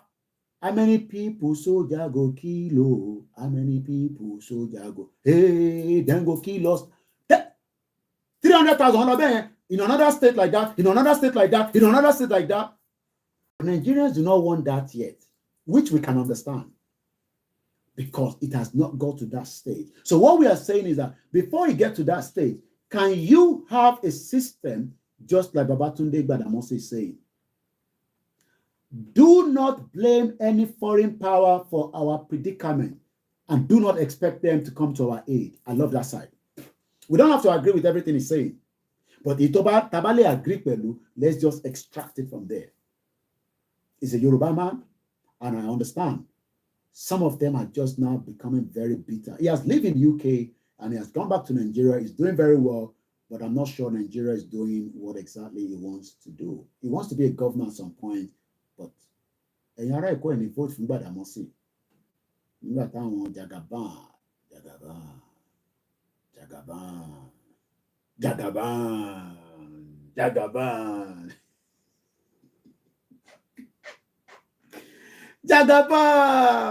I remember the election time. On your mandate, we shall stand, Bola. On your mandate. Even the people where they are abroad, they shout on your mandate. I'm not sure whether they are still shouting on your mandate. Politics, Amala and Begiri, where they do. The same politics that they cannot play here, they are playing it in Nigeria. And that's why some people are just waiting for that avenue to become politician. Because it's just, look, I went to read what Dele Momodu wrote about Wiki. He started as a counselor or somewhere around there. Wiki has now, become a don. Wiki is expecting to be paid 20 billion from what I'm hearing every month from the coffer of the state. Hell, these people get money. They ask for $30,000. I don't get them. And people don't give me $30,000. But these politicians get money and they are ready to use that money to suppress you. So the question now is, we are fighting against demons. Miss Good Muriembe. We are fighting against demons that has so much money and they are using the money to suppress many Nigerians today. And Bishop went further to say the Northerners are already succeeded. We are not secessionists. Their Sharia law and the institution makes them another territory away from Nigeria. But our people, imagine if Egbon Gbadamosi also becomes a full-blown Yoruba campaigner. That is a good message to millions of his followers. He's a public figure. But he's still trying to see that maybe there will be a chance that obedience will come in and then we can push Tinubu out, and then obedience will come in and some Yoruba say, Gbadamosi, I'm blocking. If he comes on board as a Yoruba nation campaigner today, fully using every knowledge, all his resources, even if you don't put money down, don't you think that we have gained somebody like his own caliber? But my boy is still trying to work with Nigeria. The Nigeria, we don't die. Kini Mr. Debanjo, their family, they eat the breakfast now on their mandate now. Hey, imagine if Egbon Babatunde Gbadamosi comes out officially and declare for Yoruba nation. Do you know that some people will fight him, but some of his people that are with him, maybe they are just waiting for somebody like this to say it. And we will all still be in this territory called Yoruba nation, and we will still be able to explore, we will still be able to, he might even be able to expand his Amen estate to Ekiti, to Kwara, even to my hometown, Ijebu-Ode, and he will still be a billionaire in Yoruba currency. But Egbon is still saying, until Nigerians, who is Nigeria? The same thing that you told us that British handed us to bitter lemon and all that, you are still saying we are Nigerians. You can see the reason why our elite that we expect to be on board fully with us. Not to be saying we love what you guys are doing. No, we want everybody to be on board and then say enough is enough. And imagine what it would have brought to this movement with somebody of his own caliber. And he went further before I move away from there because of the time constraint. And we've really spent a lot of time, even though we didn't start early. And please, apology for that. Do not blame any foreign power for our predicament, and do not expect them to come to our aid. So I love when Nigerians say, we are going to report Bola Tinubu to America. Ew, which America? America will report Bola Tinubu. I understand some of those that are making that push, like David Odoye. David Odoye is just doing his job. That's what journalists does. It's not going to make any changes to America with Bola Tinubu. If they like, make them make requests for Bola Tinubu FBI case. What we are saying is, let everybody start talking about the solution of Nigeria. No, some of them still want to keep Nigeria, and you will never get welfare and security. People like Neferati, Aisha Yusuf. Oh, I think that one don't run away. I think she's in America now. Reno. Oh, not if activism, activism. Just like it's just like me, I'm doing Yoruba Nation now, and I'm praying that we don't get Yoruba Nation. Which kind of message be that? Me, I want us to get Yoruba Nation today, so that me too, I can have a better life inside the Yoruba country where we dey talk. They are all fighting for Nigeria that is dead. Ben Yami, our elite, Babatunde Gbadamosi is a well-known individual, big public figure. Give us the endorsement of Yoruba Nation, fully do a press statement or more. That also drives the message. But until Nigeria reject criminality vigorously, violently, relentlessly, Nigeria will continue to be the big black fool of the world. So why must we be the black fool when the Yoruba people can come out? When the Biafra can stay? And if those that are saying that, okay, you all that are saying that this nation, what about all these small community that are also ethnic groups as well? How do we deal with them? Let me say this, okay? Don't come and tell us nonsense, okay? If Nigeria break to 300 countries, I don't care. Gilberta is 32,000 people. 32,000 people. So if any of this community are saying that we want to have our own country, we don't want to go with Yoruba or Biafra or more, they become a country. And they will have to still work with another bigger country to survive with what they don't have. It will become trade by barter. And I can go and be living in that. I can go and live in Nupe until I know that my Yoruba government will protect me. If anything happens to me in Nupe, they will send anybody to come and help me. And as long as Nupe is also a place to live, maybe they get wife where have you married there. Maybe they get business where have you do there. I'll go and live in Nupe as a country. But I don't want to go and live in Sokoto because Moke must be Cabo Soreto. Kushetakuntakun. Ashaye Kayode Mukiyi, Mukiyomi King as well. Mr. Femi Kasali Mukiyi. As long as I Muki Grandma Adegbepe Awoni, Mudeke Wenjaro, Egbomi Karunwe Mukiyi sa. Mukente Wolina Lori TikTok, Cabo Soreto. So as long as, but I am saying again, you work very hard and should not have to lose your hard-earned money to a culture of criminality, foster, encouraged, celebrated by corrupt politicians and their brainless supporters. On your mandate, we shall stand, Bola. On your mandate. Àwọn kan tẹ̀ tún wọ plane. Wọ́n tẹ̀ sí wa lójú. A ti wà nínú plane. À ń lọ Abuja. Èmi dẹ̀rù pọ́n gbé plane yẹn bọ̀ London. Some of you did not even get visa from team. Maybe some of you are still trying to. I hope some of you supporters will get welfare and security. The rest of us have agreed that if Tinubu give us security before we break, if you don't give us, we go to manage. I'm sure you understand what I mean. Some of you, Sonki Muke, Mr. Yodeji Kayode, some of you expect that this government or more, which is not bad. If you have the opportunity, just jump. But we are talking about the majority today now that might not even be able to have that same opportunity. So I'm going to leave Babatunde Gbadamosi, then come back again to the OEC. And let's talk about some data here. And when I'm talking about this data, the question you should be asking yourself is, so what I want to start with is I'm going to go back to, this is export. You might want to start having pen and paper just to take note in case, so that we don't lose the figure. Or you can put it in the comment section. Export to Nigeria, 2 years ago, in 2023, right? There's no update on the 2022 yet. I think it takes time before they, put it together and all that. So, but I can tell you that the export for Nigeria, I'll give you as far back as 1995. It has changed drastically in terms of the figure. But has it changed in our life?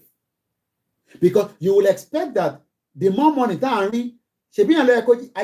life were better. Yes or no? I mean, if the country is making money, you will expect that are not living a better life. Just like we are complaining here in UK that owó tó ń ná síta ti pọ̀ jù.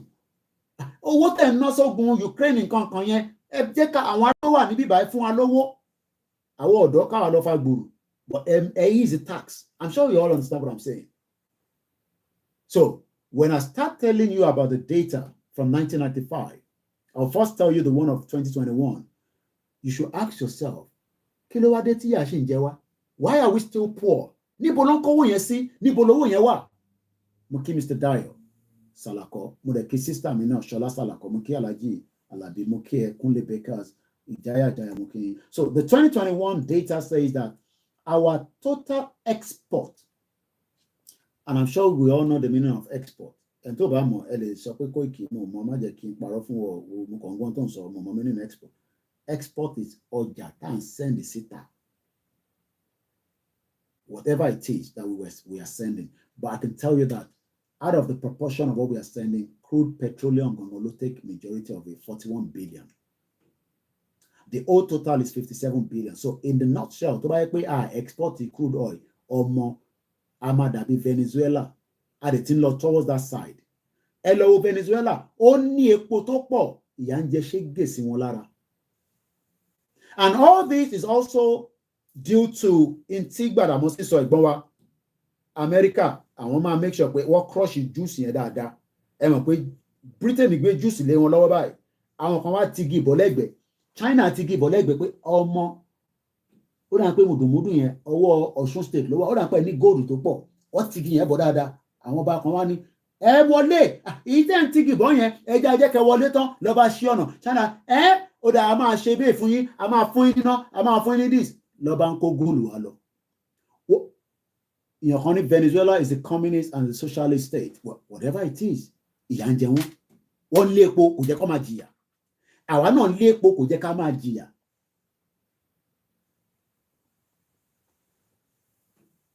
Thank you so much, Mr. Tunji. So what I'm trying to explain to us is that what is our welfare and security? Ọwọ́ ta ló wà àti pé kí ló dé tí a ní enough welfare? Kí ló dé tá a ní enough security? Mr. Yodeji sọ pé suffering in despite innumerable resources. Ó ti pọ̀ jù. And I think Tinubu ti ń gbẹ́sẹ̀ lé àwọn kan nísìn. Let's pray for him for good health. Because tẹ́ ẹ̀ bá pray fún tó bá ti kú, èmi ò gbàdúrà kú fún. Ṣètì máa gbàjọba nìyẹn o. Ká lè tètè kó lè ti yeye wá. Ó sì bẹ́tà ká máa rí Tinubu báyìí. Jàgàbá kàdẹ̀mọ̀ pọ́dún mẹ́rin tó bá ṣe ọdún mẹ́rin tán tẹ́ bá rí tíkẹ́ẹ̀tì fún lọ́dún kejì. But tó bá ṣe pẹ́kẹ́, Shettima becomes automatically the president of the Federal Republic of Nigeria. Oh, ẹ̀gbọ́n mi àwọn fẹ́ sọ, ẹ ti sá kúrò ní YouTube àbí? Ẹ mọ̀ pé máa ń dá yín mọ̀ lórí YouTube. Mo tí mo views yín lẹ́nujọ́ mẹ́ta ẹ̀, mo rí yín mọ́ lórí YouTube. Okay, yín nìyẹn. Okay, mo ti rí yín nísìn. Àwọn ti Jagaban gan nìyẹn. Wọ́n ṣe Yoruba nation but it's also Jagaban. They are even planning to remove Ondo State from NDDC. We no go agree. Don't remove NDDC from Ondo State. For 10 years, no one of them check my bio. Check your bio and what deal. Only 18. These are used for social self-determination. Ìlàjẹ ní Ondo State bí ṣe gbọ́, wọ́n ní 10 years. Wọ́n kàn wọ epo lọ ní àmọ́ bí tó gbé lọ. So, the total export for Nigeria is 57.7 billion. Okay? So, ìjẹ́ kábìrì lọ́wọ́ ara ni pé tó bá jẹ́ pé àlépo, that means pé gbogbo export wa jáde ẹyọ káte sọ pé okay, that means pé we'll be exporting just 16 billion as a country. I hope you get the figure. Our total export tó ń jáde kúrò ní Nigeria is 57.7 billion US dollars as at 2021. I'm sure pé ìdajì owó yẹn gan padà wá sí Nàìjíríà ó há síta ni. But in total, the bigger share of that is the crude petroleum that took 41 billion or 41.8. So tabade your 41 kúrò nínú 57, it gives us 16. So that means that we are not doing well as a country in production, in producing. Mo kí bàbá wa Kẹ́hìndé Òsénì, mo kí àwọn Koiki Media team. We are not doing well at all. Kí ló dé tá ṣe do well is because something is just holding us back. What is holding us back? Not that we don't have the skills, not that we don't have the people, not that we don't have everything. Ilaje is the first place to discover oil. No single development till date, not even an electricity. Did you hear that? And the people in Ilaje are not upset because they are thinking that one miracle is just going to come down, especially because what infiltrates with all this religious mentality that we must not do anything of. But if Netanyahu, I mean whatever it's called, only there's time for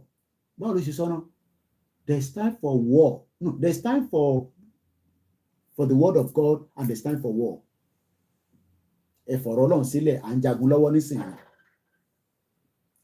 Now, let's go back to 1995. 1995, military it was the military time.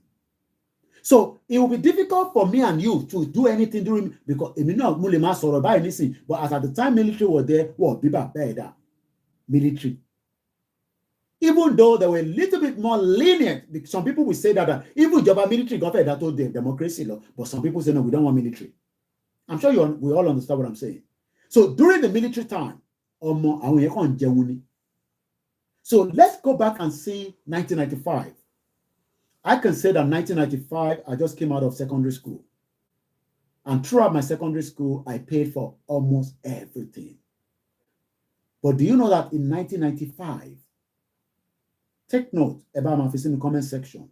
In 1995, again, based on the only major increment of the devil, it became some years back, Yoruba nation. But that crude oil is the increment of the devil because it has not done anything. It has not been useful. It has not add value to any Nigerians. You can disagree with me in the comment section whether I am telling the truth or not. We don't pray for military regime. I can't stand it. But àwọn tó kówó jẹ nígbà military lára wọn ni wọ́n ti di civilian lẹ́nìí lára wọn ni wọ́n sponsor àwọn civilian tá fi padà sí ní 1998 but we will get there. Let's first look at the data. Ní 1995 our export out of Nigeria was 11.3 billion. You can see why. Ṣé Abacha ló ṣì wà lórí oyè ní 1995? I guess so now. Yeah. Ìgbà Abacha kú náà pé 97 kan ló kú. 1995, Mr. Tunde Bab sọ pé since the discovery of the oil boom in Nigeria has been a curse in disguise, not a blessing, because that started the beginning of corruption. Kí ni mo ṣe sọ ní tọ́ni? And ìyàn kan ní increment of the devil ni 1998 l'Abacha kú. That means pé Abacha was able to steal. Because looking at this data now, it indicates that yes, gbogbo owó tó ń ná Abacha jí lóòótọ́ yẹn, òun nìkan kọ́ ló jí. Mo ṣe program lórí the former Kebbi State tí Tinubu fi ṣe Minister of Budget àbí kankan nísìn. Ìyẹn ló ń bá Abacha gbowó lọ kúrò nínú Nàìjíríà. Kódà ó negotiate pẹ̀lú Nàìjíríà pé kó má gba gbogbo owó tó wà lọ́wọ́ òun, bọ̀ òun á dá díẹ̀ padà. So ìwọ tó ń pèrè ní Nigerian, are you getting the welfare and the security? See, let's start from 1995. Ta ló bí ní 1995? Because tó bá bí ní 1995, béèrè lọ́wọ́ àwọn parent ẹ pé ǹjẹ́ o gbádùn? Ǹjẹ́ wọ́n bí ẹ ní bíbí dáadáa pé o rí welfare gbà ní 1995? Because I left Abeokuta Grammar School in 1995 as an absorber. And I know that my mom has already left Nigeria as far back as 4 years before then, because in Kontife Madi, Komadi pa Alaja Maloma Toro, Magi London next door neighbor, Alaja Yashekini, Oya Gbonpali e patapata, Oya wa jókòó sí London, kó lè bá rí àwọn ọmọ ìtọ́jú.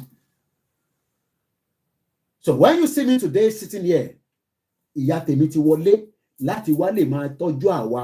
Àwọn ìyá tó ń ṣe business to the tune of thousands of dollars. Mo ti sorry so many times. $20,000 ni ìyá mi sọnù sí Heathrow Airport through traveller check. Ọkọ̀ ẹ̀rẹ́ mi kó sì máa lọ. Few text làwọn bá rajà. One bastard. Nígbà tó rí pé dọ́là burúkú yìí ó ti ń di in tó máa di pé wọn ò ní lè ṣẹléye tó máa jèrè mọ́, ó ya gbọ́n pálí ẹ̀, ó ya dànù. Àwọn tó lọ níjọ́ náà lọ́hùn, kì máa lọ síbẹ̀ yẹn, let me just leave that. Àwọn ọmọ wọn bí ẹ pé bí àdúrà lọ ṣe fáwọn parents wọn. Imagine parents that have money. Àwọn ilé ní àwọn ṣẹ́ tí mo sì ní bá travel, wọ́n máa ń ṣe owó fún wọn padà kó tó dé. Àwọn máa ń fowó ṣeré ni. Alájà, ẹni $60,000. Mo fẹ́ sáré jáde, máa dé padà nísìn. Tó bá ti ń lọ, that was when Nigeria, we thought it was still working. Ìyẹn làwọn ọmọ Yorùbá, àwa Yorùbá people, because à ń rí business ṣe, à ń rí ọjà tà. Nígbà tí gbogbo ẹ̀ wá ń lè mọ́ ọ nísìn, ẹ̀ tún wá ní ká dúró síbẹ̀. I pity a lot of you. My parent, màmá tèmi, ó ti ya dànù ti pẹ́. Nígbà tó ti ń wo future yẹn pé, I better kí n lọ London.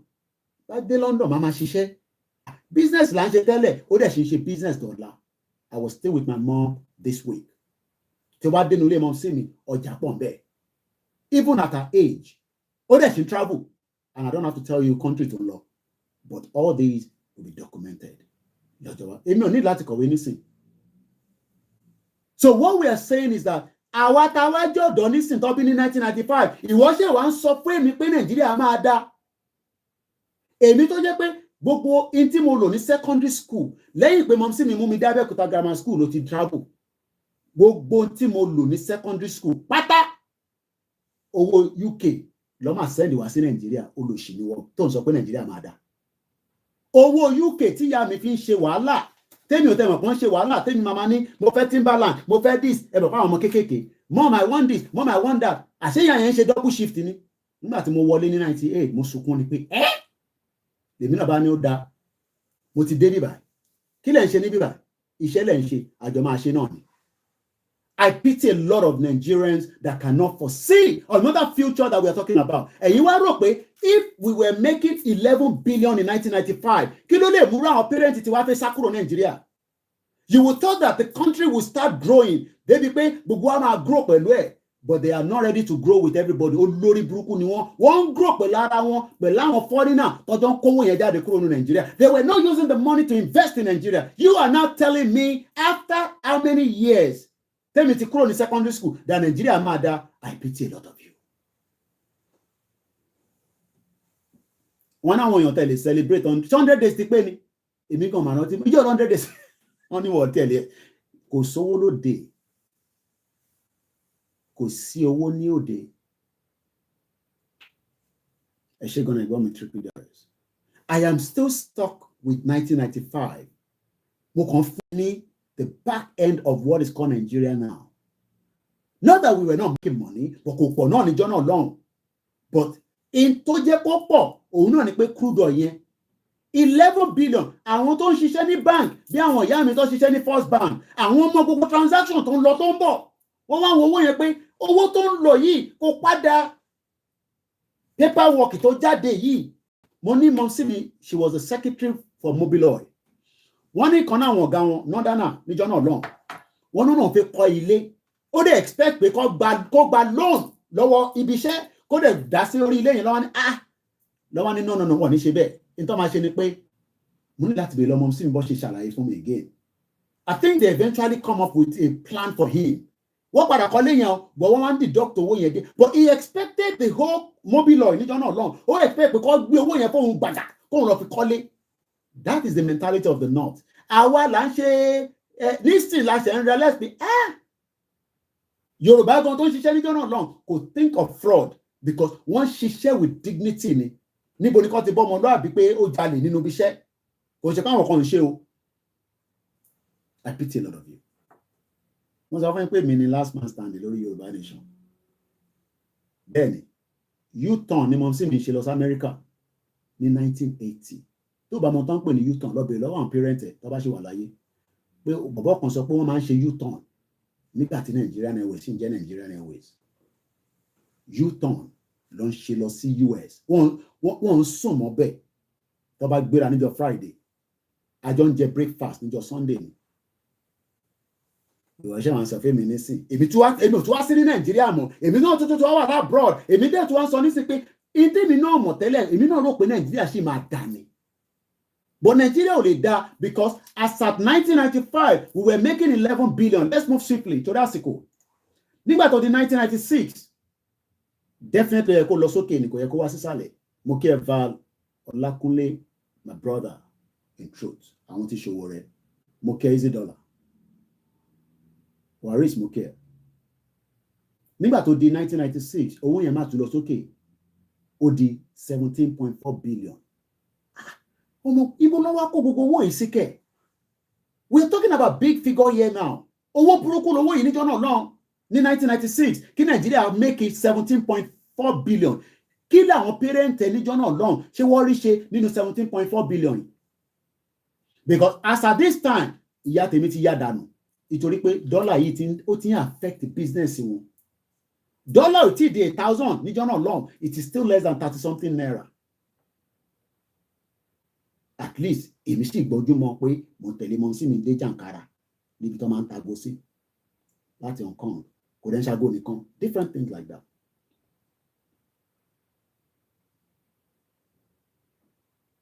(1996) Nàìjíríà pa 17.4 billion ló wọlé. Níbo ló kó gbogbo owó yìí sí? Kí ló fi ṣe? Àwọn wo ló benefit nínú ẹ̀? Nígbà tó máa di 1997 mo fẹ́ jẹ́ kí mind máa rántí pé 1999 la padà sí democracy àbí. So gbogbo táwọn tí mo ṣe ń sọ yìí ó wà lọ́wọ́ àwọn ìjọba olè àwọn military.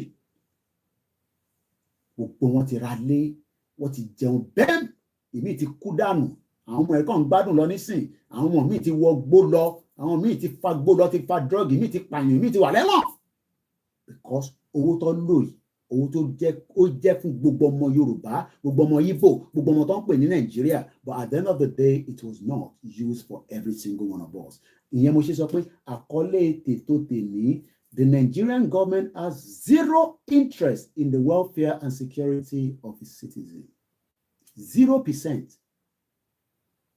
Because the reason why a lot of us are struggling today in Nigeria is because money that was meant to have been used in Nigeria during that time, ẹ̀gbọ́n mi Túndé Babs is a fact. Owó tó yẹ kó lò fún gbogbo wa lélẹ̀ tó yẹ kó fi kọ́ hospital tó yẹ kó fi kọ́ this wàá dẹ̀ máa ṣe kí ni wàá kọ̀ máa look ìlú yìí ìgbà tí mo dé ìlú yìí mo realize pé àwọn hospital kan náà kò ń ṣe gbogbo wọn náà ló gbádùn wọ́n máa upgrade ẹ̀ ìmí wàá dáwó school náà wàá dáwó wàá ṣe kíní kan. Àwọn òtẹ̀ wàá ṣe kankan everything became dilapidated. Kátà sọ pé àwọn military were wrong wọ́n invest amadọ́dọ̀ ti civilian láìpẹ́ nígbà tó di 1997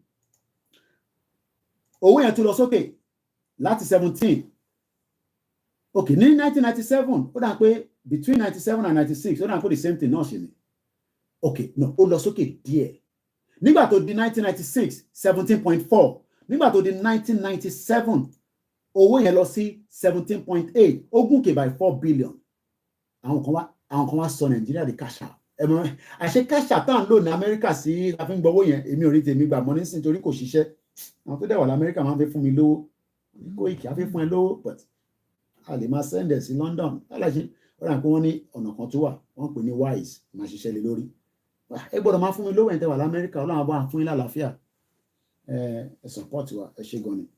Nígbà tó di 1997 the money went to 17.8 billion. These are not naira dollar ni mo ń sọ yo our export owó tó yẹ kó padà sí Nàìjíríà for infrastructure, for road network, for this, for that, for security, for light, for welfare. But a government that doesn't have the interest of its people, what do you expect them to do? Nígbà tó wá di 1998, àwọn Tinubu náà wá ní owó tó ń jáde yà àwọn náà smell à ń rí àwọn nàdẹ́kọ̀ ẹ̀hún káwọn ìgbà yẹn náà àwọn náà máa monitor gbogbo àwọn owó báyìí. Ọmọ we no go gree o we no go gree. But Tinubu sọ pé we no go gree láti London òun náà tún sọ o. Tinubu was in London for 4 years. Mr. Oluwafemi said, the corruption in the civilian is even higher than the military. Civilian has now advanced. They are now colony master. Ṣé pé àwọn military yẹn small to me. I understand some of you might like, no, I am different. We cannot all be the same. Now, Tinubu náà ti wá rí pé ọmọ owó ń wọlé sí Nàìjíríà, gbogbo àwọn governors yẹn náà, gbogbo àwọn politicians yẹn náà, ọmọ ànígbà o, bọ́lá ń ṣe mú Abacha ìyẹn bá kú dànù. Kókò àkútúkú ẹ̀ lọ́rùn. Délé Momodu wá ní òun forgive àwọn family Abacha. Kò ní forgive wọn nígbà tó bá ti gbé dọ́là lé lọ́wọ́. Nígbà táwọn ọmọ Abacha bá ti sọ pé bàbá wa ló ṣẹ̀ o, Uncle Délé Momodu, ṣe máa bá wa ṣiṣẹ́ àbẹ́ bá wa ṣiṣẹ́ ovation, a máa sanwó ni o. Délé Momodu wá ní I have forgiven Abacha. Abacha òyìnbó bá pọ̀. That one is just on the side. Ẹ̀gbọ́n mi bá ń gbọ́ program ni pé Koiki èmi náà ló wá fi ń tan yín báyẹn. Ọ̀rẹ́ mi dẹ̀ lájọ jẹ́ náà. I love him so much. Tí bá tún wọn ní sá máa gbé fóònù, ẹ̀gbọ́n dáadáa. Now, nígbà tó wá máa fi di 1999, àwa rò pa ti wọnú democracy. So you will expect that the country, ọmọ sótú já wálẹ̀ ni. Èé nǹkan ti ṣẹlẹ̀ nìyẹn. That means pé bí epo lọ́lẹ̀ nìyẹn. Ẹ jẹ́ n padà sí 98. Okay, ó lọ sókè ni. 1998 was 11.6.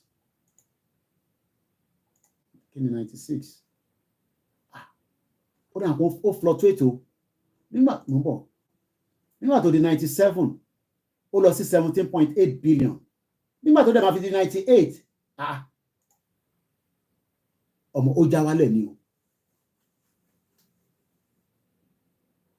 Ta ló lè mọ̀ kí ni reason tó ṣe já wálẹ̀ bẹ́ẹ̀ yẹn? Ẹ̀yin tẹ́ jẹ́ ọ̀jọ̀gbọ́n tẹ́ wà lórí program. Nígbà tó di 98, the export went to 11.6 billion. Láti 17, I lose almost 6 billion. Kí ló dé?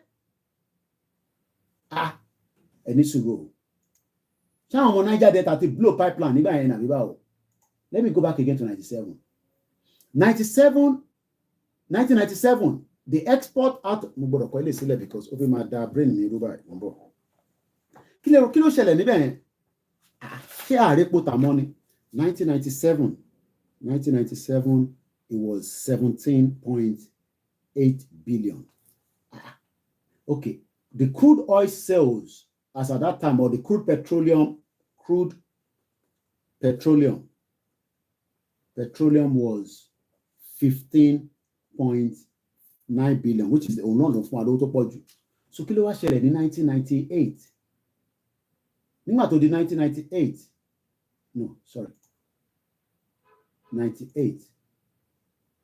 Ọmọ ó já wálẹ̀ gidi ni o. Ní 1998 yẹn, ó wá sí 11.6 billion. The crude petroleum as at that time itself was 10 billion. So gbogbo tó kù takọ̀ export was just under 1.5 billion. Ẹ jẹ́ wá ka comment kí làwọn èèyàn kọ síbẹ̀. So that means pé okay, make owó tó pọ̀ nínú crude oil. So what could have happened around that time that there was this fluctuation of drop in the crude oil between 97 and 98? Ẹ̀yin tẹ́ jẹ́ àgbàlagbà, ẹ̀yin kan yìí tẹ́ dàgbà jù wá lọ, ẹ gbọ́dọ̀ mọ̀ náà. Kí ló ṣẹlẹ̀? What went wrong? Trying to see if there's anything that comes up on the screen. Interesting. In 1997, the total export of Nigeria was 17.8 billion. The crude oil alone gave us 15.9. Nígbà tó dé máa di 1998, ó lọ sí 11.6. All right, I'm going to move forward. Now, ẹ jẹ́ ká lọ sí 1999. I hope we go to drop. Okay, ó ní traction díẹ̀ padà sókè díẹ̀. So ní 1999, nígbà táwọn Jagaban dé, àwọn náà ti wá di pé though Ọbásanjọ́ ló ń control federal. So Tinubu náà kò lè rí owó epo yẹn dáadáa, but ní state, òun náà ṣe wọn bá tiẹ̀, wọ́n ní ó ṣe wọn bá tiẹ̀. So in 1999, àwọn civilian náà bẹ̀rẹ̀ sí rí owó. Àwọn kan náà Ọbásanjọ́ try, he left our foreign reserve, he paid our debt, blah blah blah. Ó gbé fún Yar'Adua. Ó ní Yar'Adua ṣó ti kú náà bó ṣe wà láyé. Ó ní mo ṣe wà láyé, wọn náà ti kú ni. Dá gbé Jonathan wọlé. Jonathan náà dé. Nígbà tí Jonathan náà dé, Jonathan ṣe tiẹ̀. Ó lọ leba lo fa bubu wa. Bubu don't understand anything. So what I'm just trying to say with this data is that in 1999, and I'm going to start reading it. How you doing? It started going up. In 1999, it went to 14.4 billion.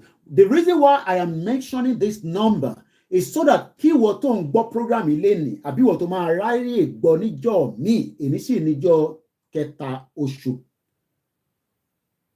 kẹwàá oṣù kí ni 11th month ní Yorùbá, the 3rd of 11, 2023. So that you can ask question that gbogbo owó tó ní Nàìjíríà pa wọlé kí la fi ṣe? Because tẹ́ bá ní Nàìjíríà máa dá, maybe fún yín ẹ ṣì ń wò pé ó máa dá. So I'm going to move swiftly. In 2000, nígbà tó di 2000, mo kí yín TJ. Owó yẹn ó bẹ̀rẹ̀ sí shoot up sókè. Bí àwọn manager dáadáa, ó lọ sí 21 billion. Mo kí àwọn Bolúwa ti fẹ́. Oṣù kọkànlá ẹ ṣé gan ni. So ọjọ́ kẹta oṣù kọkànlá ọdún 2023 láwa yìí. Yorùbá mi náà ti ń da díẹ̀díẹ̀. Wàrí jìnnà dé mo kí ẹ. Nígbà tó di 2001, ó tún lọ sókè by bí 1 billion. So owó yẹn tún di 22.8 billion. Ẹ ṣé gan ni triple DRS. Nígbà tó di 2002, mo kàn move swiftly nísìn. Ó tún lọ sí 19.3 billion. Ṣó drop láàrin ìgbà yẹn ni ẹ̀ padà sẹ́yìn díẹ̀. Ó tún drop. That means we are not pumping enough petrol or crude oil jáde, because I know that it depends on the barrel taba put out. But nígbà tẹ́ ẹ bá manage àwọn ibi tẹ́ ti ń kó epo yẹn jáde, yẹ́ wo ni kíní kúná ṣebí 96 ni Kensariwa kú. I guess so. Let me quickly check as well here. Kensariwa, I think he died in 96. No, 95. So that means pé gbogbo time tí à ń ṣe sọ yìí náà, àwọn ń jà pé environmental damage tẹ́ ń ṣe sọ́dọ̀ wa, àwa la lépo, bọ̀ Abacha sọ pé kó shut up. Òun disturb àwọn tó ń bá mi gbépo níbẹ̀ yẹn, ẹ pàdánù jàre. He was killed. But you will expect that during now that we have a civilian government, nǹkan bẹ̀rẹ̀ sí ń gbogbo fúnlẹ̀ Yorùbá, ilẹ̀ Igbo, ilẹ̀ Hausa. Nígbà tó di 2002, owó yẹn drop ó di 19.3 billion. Nígbà tó di 2003, ó lọ sókè tó pọ̀ dáadáa, $27.2 billion. Nígbà tó di 2004, if you're wondering where I'm reading this from, you can go on www.oec.world. Àwa fi Nàìjíríà sí. 2004, owó yẹn gòkè rẹpẹtẹ.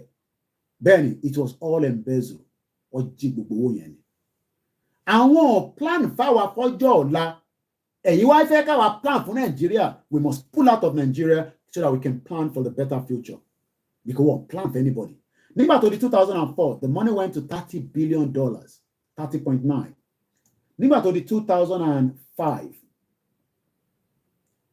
ó gòkè by 10 billion sí, ó di 41.5 billion. These are big numbers. Àwọn kan mọ̀ nípa bí owó yẹn ṣe ń lọ, bó ṣe ń jáde, bó ṣe ń wáyẹ̀, ibi tó gbà, ọ̀nà wo ló yẹ kó padà wá, tí ó padà wá, ó há sọ̀hún. UK náà jẹ́ tiẹ̀, America jẹ́ tiẹ̀, Canada náà like inú ẹ̀. Because if we are selling crude oil to countries yẹn ló yẹ kó dáwó yẹn padà sí Nàìjíríà. Ọmọ ẹ lè imagine gbogbo àwọn tó jẹ́ CBN governors, àwọn yẹn ti jẹ mùlá bam. Because àwọn yẹn gangan ló yẹ kó mọ̀ pé owó ìpoko tata ó gbọ́dọ̀ padà wá.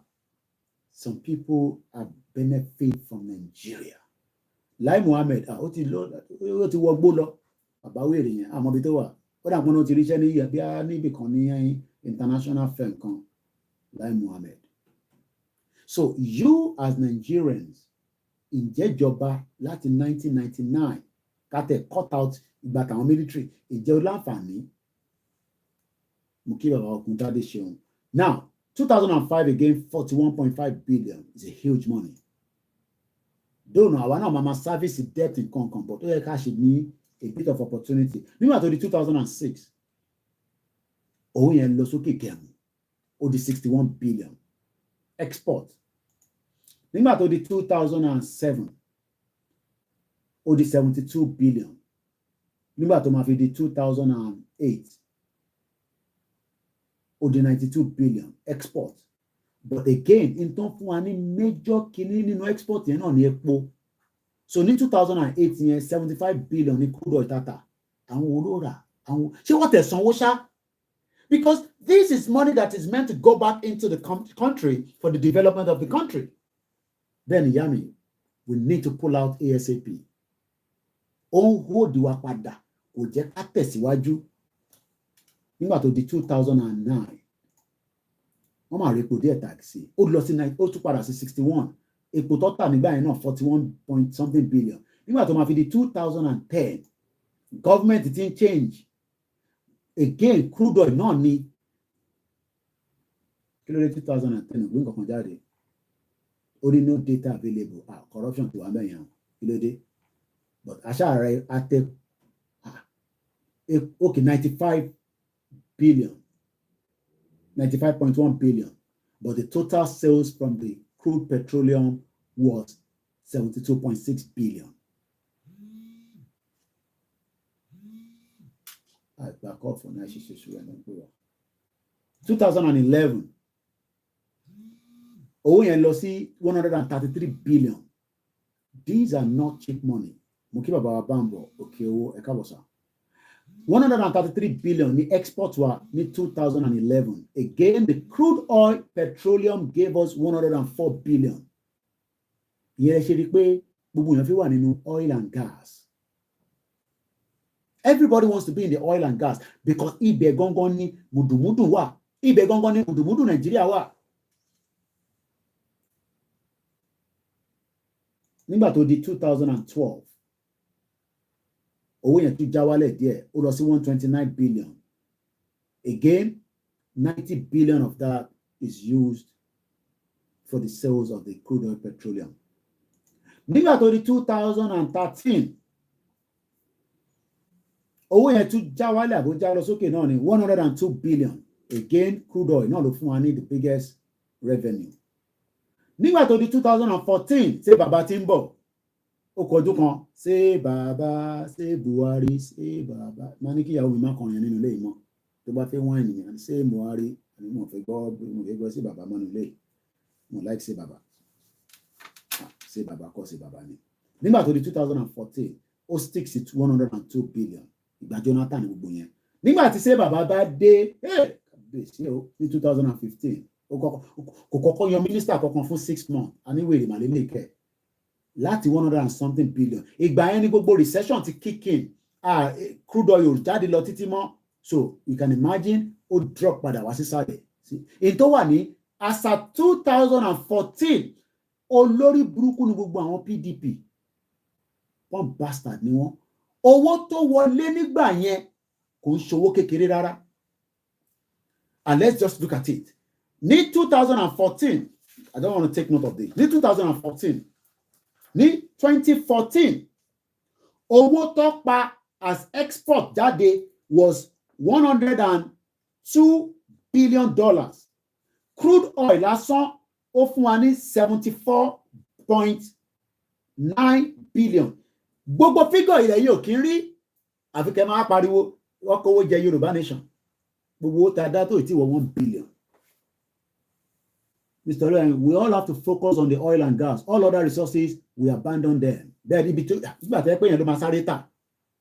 àwọn kan wá ń jẹ mùdùmùdù, àwọn Zamfara, àwọn yẹn ń jẹ góòlù tí wọn. But Tinubu nísìn ti fi gbẹ́sẹ̀ lé gbogbo ẹ̀.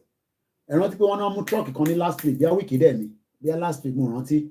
Tọ́ ní gbogbo driver yẹn sá lọ. I'm sure kò Délé Alákéfé mọ gbogbo òun ni Minister for Mineral Resources. Ọmọ Yorùbá dẹ̀ ni. Ó dẹ̀ mọ̀ pé àwọn náà ti ń jẹ gbogbo resources yẹn. So òun náà máa fẹ́ ṣe kíni, òun náà fẹ́ ṣe minister. But gbogbo yẹn náà is only for a limited time. Even if he tries best and all that, tó bá lọ tán, ṣe máa tún monitor wọn ní Zamfara ni. Tí Tinubu bá lè monitor wọn ní gbogbo ibi tó ti ń jí resources lẹ́ni, ṣé ó máa monitor wọn ní after another 9 years ni kò possible. Kò possible.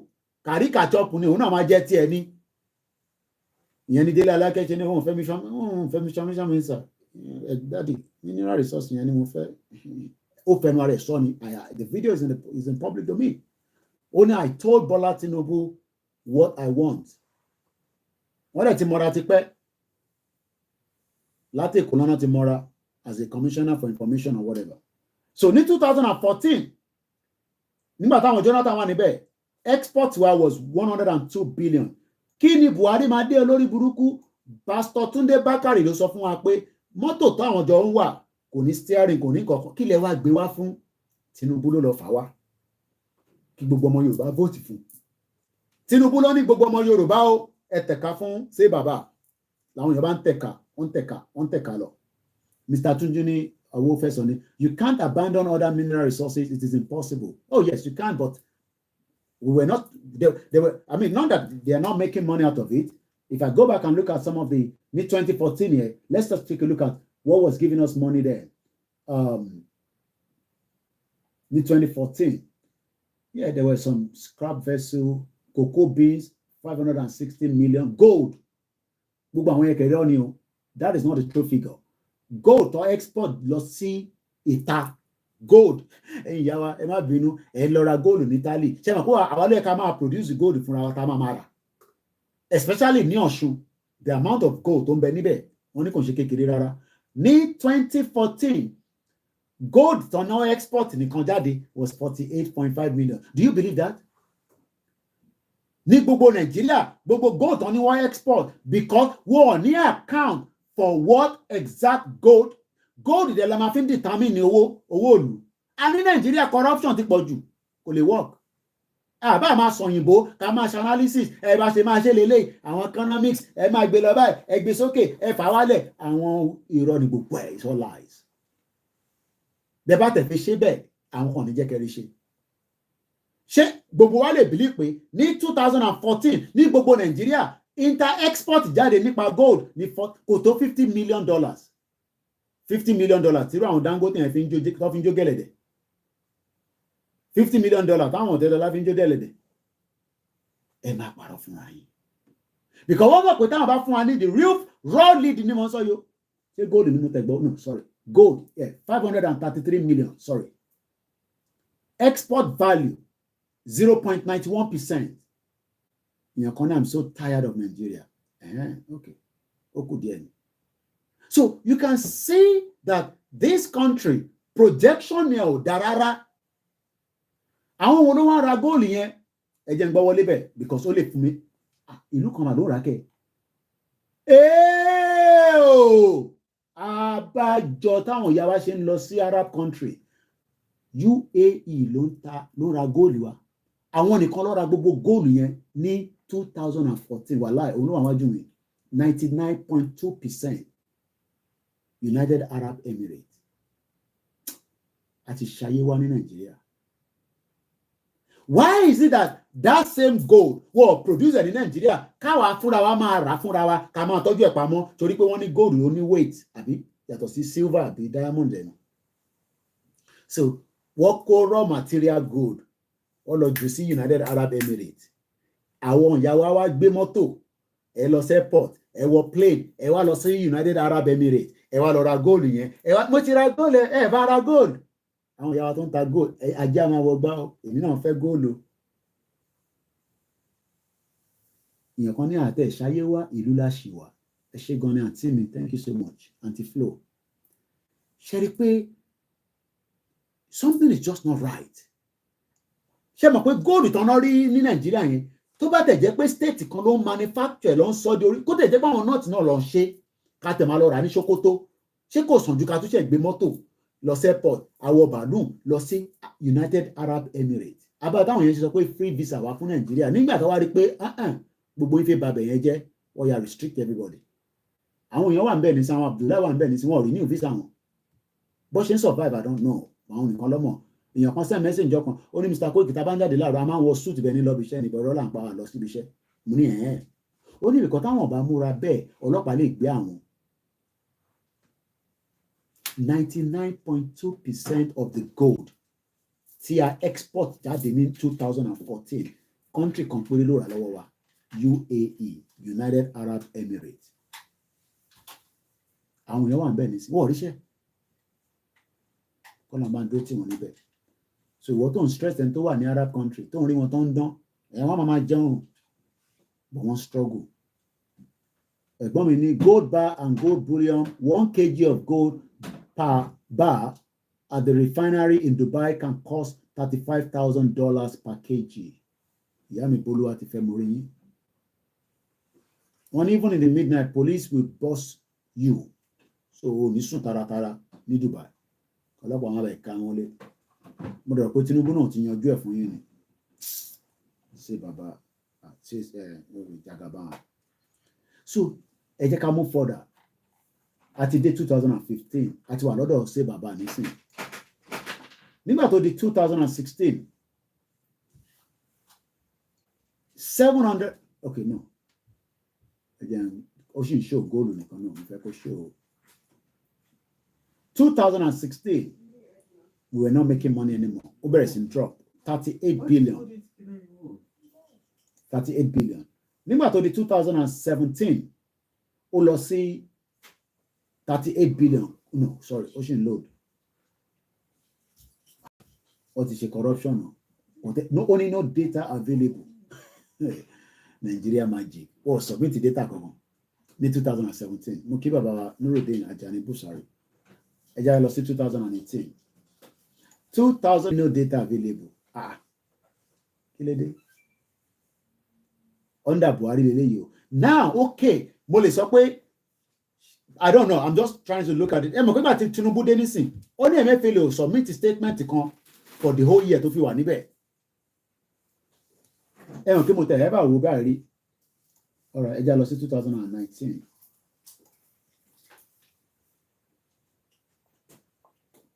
Unload lọ́wọ́. Àbí kò tí ní mú data jáde. Okay, mú data jáde. 2019, 46 billion. Ẹ wò láti 2014.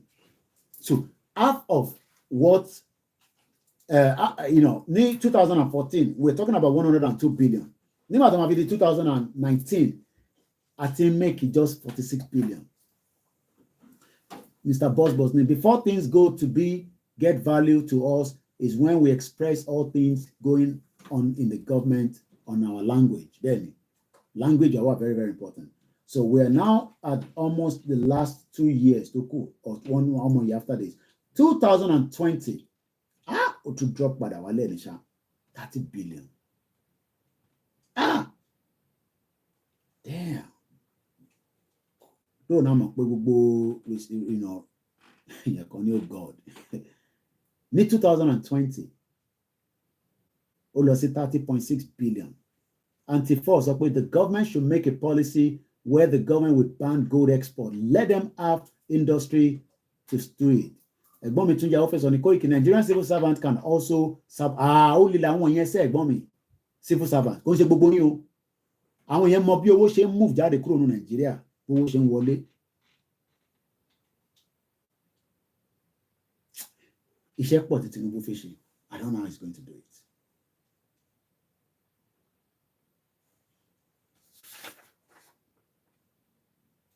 So the last year, tó ṣì wà lórí data yìí, only 2021, which is 2 years ago.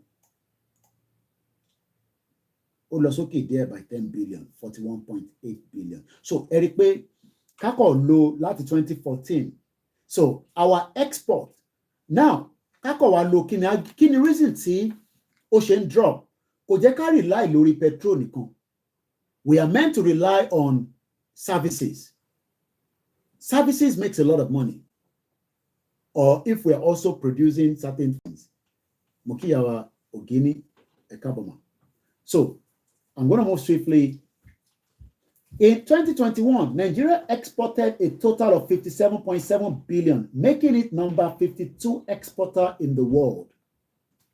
During the last 5 reported years, the export of Nigeria have changed by 19.7 billion from 34 billion in 2016 to 57 billion in 2021. So the argument found on this thing, it is still not bad, but if we have a country of our own, we could beat this number much, much better. The most recent exports are led by crude petroleum, 41.8 billion. Petroleum gas is a look, mo ti pa gas yẹn nísìn. So gbogbo ẹ̀ tuntun kù wálẹ̀. Tí bá tuntun lọ tan boiler yẹn, àrùn gas wá sí bíbá. A tún bẹ̀rẹ̀ sí gbóná. Àwa dẹ̀ need the gas ní Europe because ìlú continent òtútù ni. Ọlọ́run wa Ọlọ́run yìí máa dá o. Ó wá do Russia ló ní tó pọ̀. Bíbẹ̀ ń ṣe tútù tó wọ́n ní gas burúkú. But àwa náà ní gas yẹn. Bó ṣe mọ̀ pé gas táwa náà níyẹn nísìn ìlú ò kì í ṣe ìlú olótútù. So ó jẹ́ ká máa ta gas yẹn jáde ká máa fi make revenue. Any money in Nigeria not remitted, any money in Nigeria that are not remitted in the treasury single account government, well, remitted any. A country can't function without power. That is the lifeline. So the youth, the content creator, is a good job. But in the nutshell, we are a content creator, okay? We are in different areas of, petroleum gas. You have 8.52 billion. Special purpose ship, 1.25 billion. Cocoa beans, and then coffee, and then chocolate, chocolata. Could sing on fish, coffee beans, and French croissant, what is in it. Everything you can do with coffee, cocoa. Chebo cocoa la ni a fi cocoa house. So check the Nigeria oko hold wa kò fún wa ní welfare kò fún wa ní security ó dẹ̀ ń fi tiẹ̀ delay wa but àwọn èèyàn ní náà Koiki ẹja ṣe sùúrù díẹ̀ we are almost there àmọ́ àmúrétọ̀ yẹn wálẹ̀ láìpẹ́ ìmọ̀ tó ṣẹlẹ̀ network yẹn ti òjò tó ń rọ̀ náà ni àwọn náà ní òjò tó ń rọ̀ látẹ̀ nǹkan tí ó sì tún rọ̀ ni gbogbo ẹ̀ṣú bàbá ni. So again, the most common destination mo fẹ́ ka mú bíbá yìí dáadáa ibo gangan làwọn ẹrù yẹn ń lọ intern export yẹn níbo ló ń lọ gangan wọ́n fún wa láwọn ibi tó ń lọ. The most common destination for Nigeria export is India. INDI, India. Àwọn rà lọ́wọ́ wa ẹ má bínú mọ̀mọ́ tó lọ níbí báyìí ó glitch díẹ̀ lẹ́ǹkan. Mo pé kò ń ṣọmọ ẹ̀ ló ń ṣe kankan again lórí íńtánẹ́ẹ̀tì. India ni export wa ń lọ sí jù. Díre mo kí àwọn tó wà níbí báyìí mo ti gbàgbé síbẹ̀. Bàbá mi Bóyè mo kí sà ẹ má bínú látẹ̀ nǹkan. Yakubu Kọ́láwọlé mo kí Mr. King mo kí Silva and brother Koiki. Do you remember Haiti? That time also when they go to M1. Bẹ́ẹ̀ni. We're done 2 hours and I think I really want to come back tonight. So maybe I should start winding it down. So now to complete it, on lọ sí Spain. Spain ò lè fẹ́ ká wà lọ́dọ̀ wọn. O lè gba visa láti Nigeria pé ó ń lọ sí Spain ní sí wọn ní fún ẹ. Ó ń lọ sí Mokia Jetstar. Ó ń lọ sí United States of America. Ní India, wọ́n ní export wa tó ń lọ síbẹ̀ is about 9 billion. Spain, 6 billion. America, 3.6 billion. France, 3.2 billion. Then China, 3 billion. Okay, Mr. Deji. Now, Nigeria export services in 2019 was 4.9 billion. The Nigeria import services in 2019 was 38.7 billion. Transportation, personal travel, financial service, government services, computer and information services, insurance services, and other businesses. That is 4.9 billion. Then service import here was 38.6 billion. Other business services, personal travel, transportation, business travel, insurance services, financial services, computer and information services, government services, royalties and license fee. 38 billion in 2019. Now, economic complexity. Overview. Economic complexity minus 1.56, ranking 126 out of 139. Very, very low. 126 out of 139.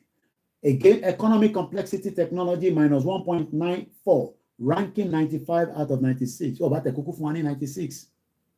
Olodo Rabata, Ojo Ejalo, Moje, Olodo Rabata. Mr. Koiki, to be honest, I don't believe in Tinubu and his cabinet and don't believe he has any good plan for the masses. I only believe Tabasobe. Why not like Jagabani? Mukia TJ. We are almost coming off the program now. Come on, don't want me to check internet missing. So, and I think that is about it. When we come back again tonight, we will be talking more as well. Economic complexity ranking. During the last 20 years, Nigerian economy has become relatively less complex, moving from 102nd position to 126th position in the ECI ranking, Economic Complexity Ranking.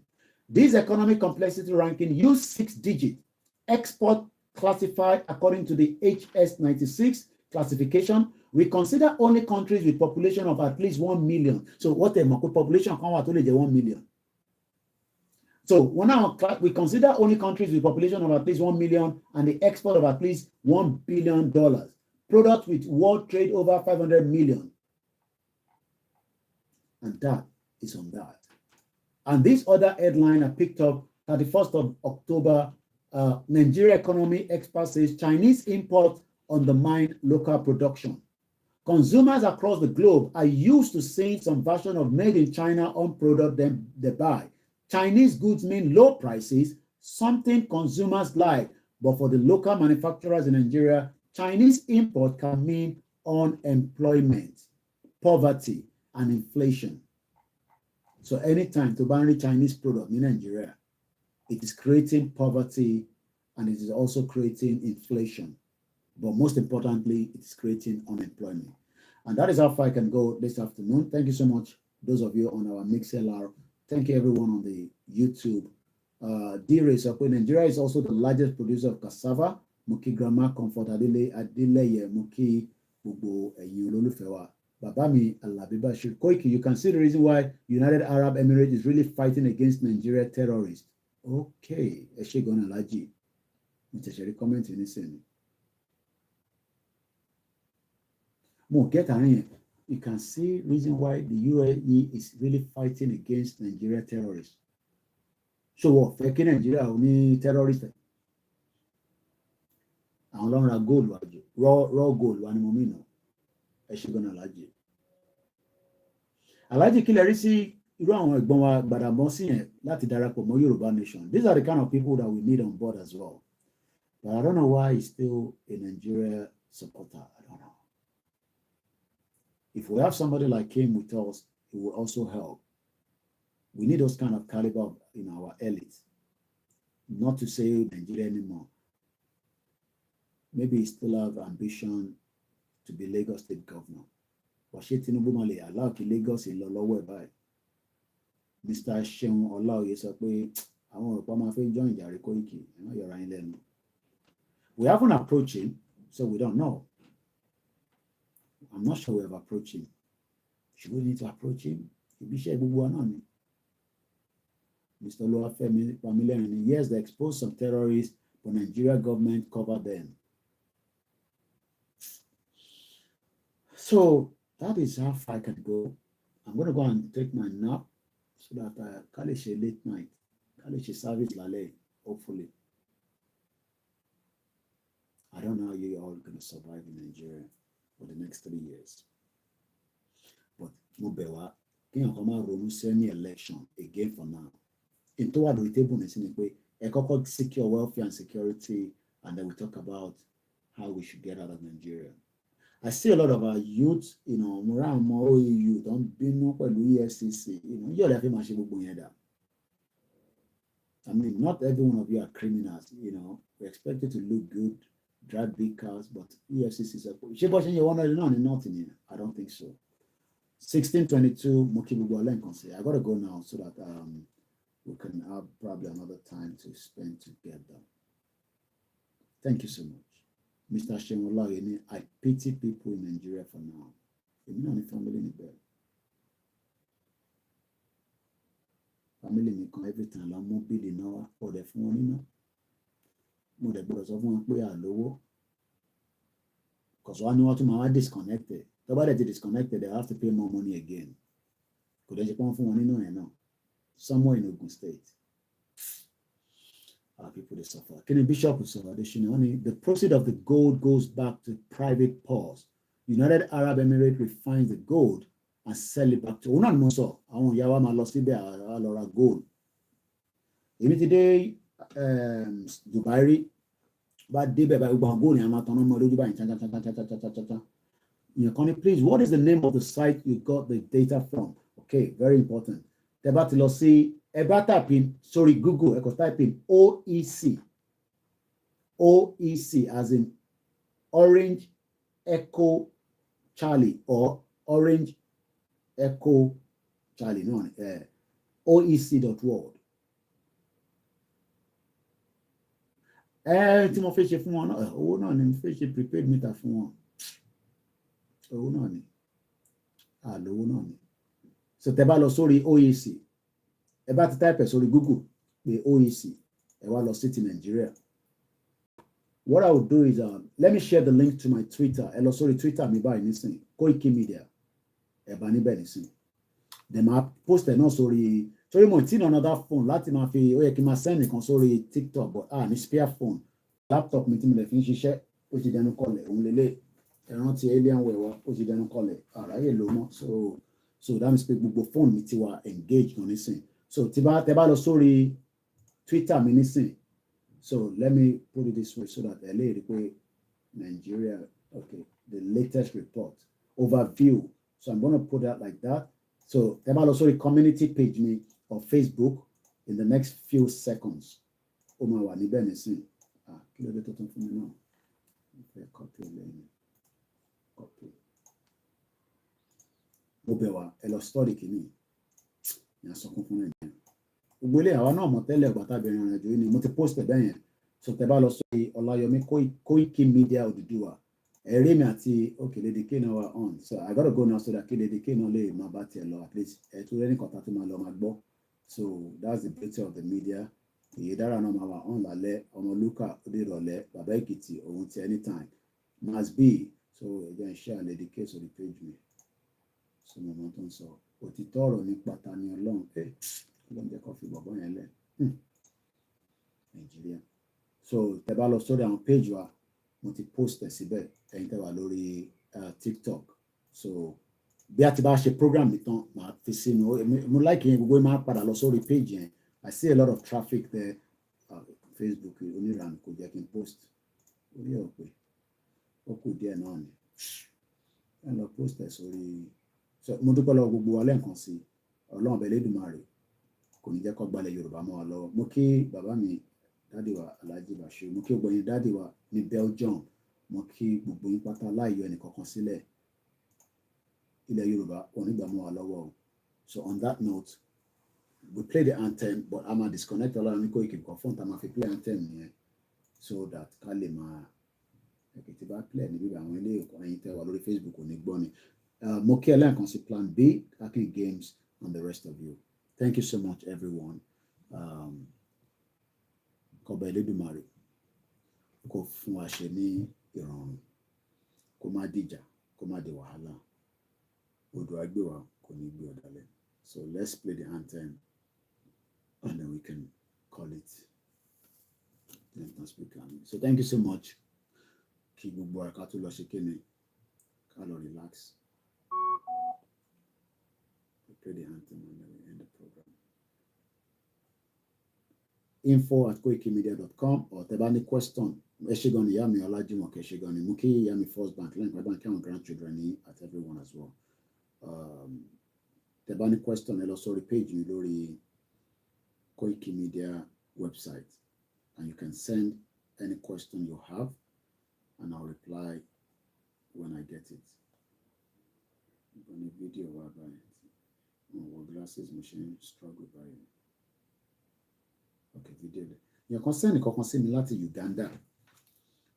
I don't want to use the video because momento ni mo ti go for am wọ́n ní nǹkan tó ń fi ọ̀gẹ̀dẹ̀ ṣe màá wò tó bá jẹ́ pé nǹkan tí mo lè play lórí live program màá play fún yín because I don't want to yàn kan náà mo ti fi hàn síta ní Texas bó ṣe ń ṣe ranching Hey, I missed your program. I must join you now. I will watch it later. Definitely, later. That's the beauty of, rewind and all that. So on that note, we play the anthem and we say good afternoon.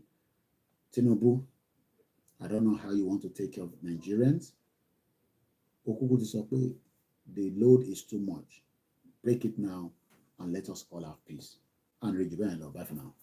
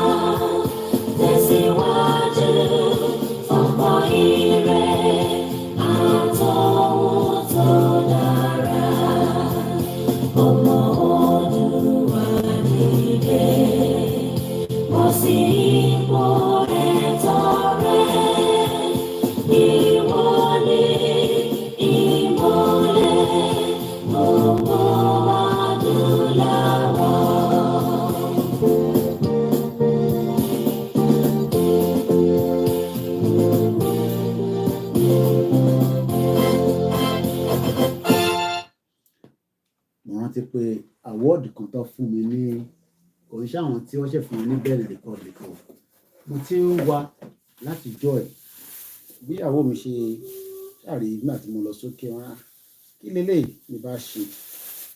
This was given to me during the COVID by one of our glasses. Should have tell you about this.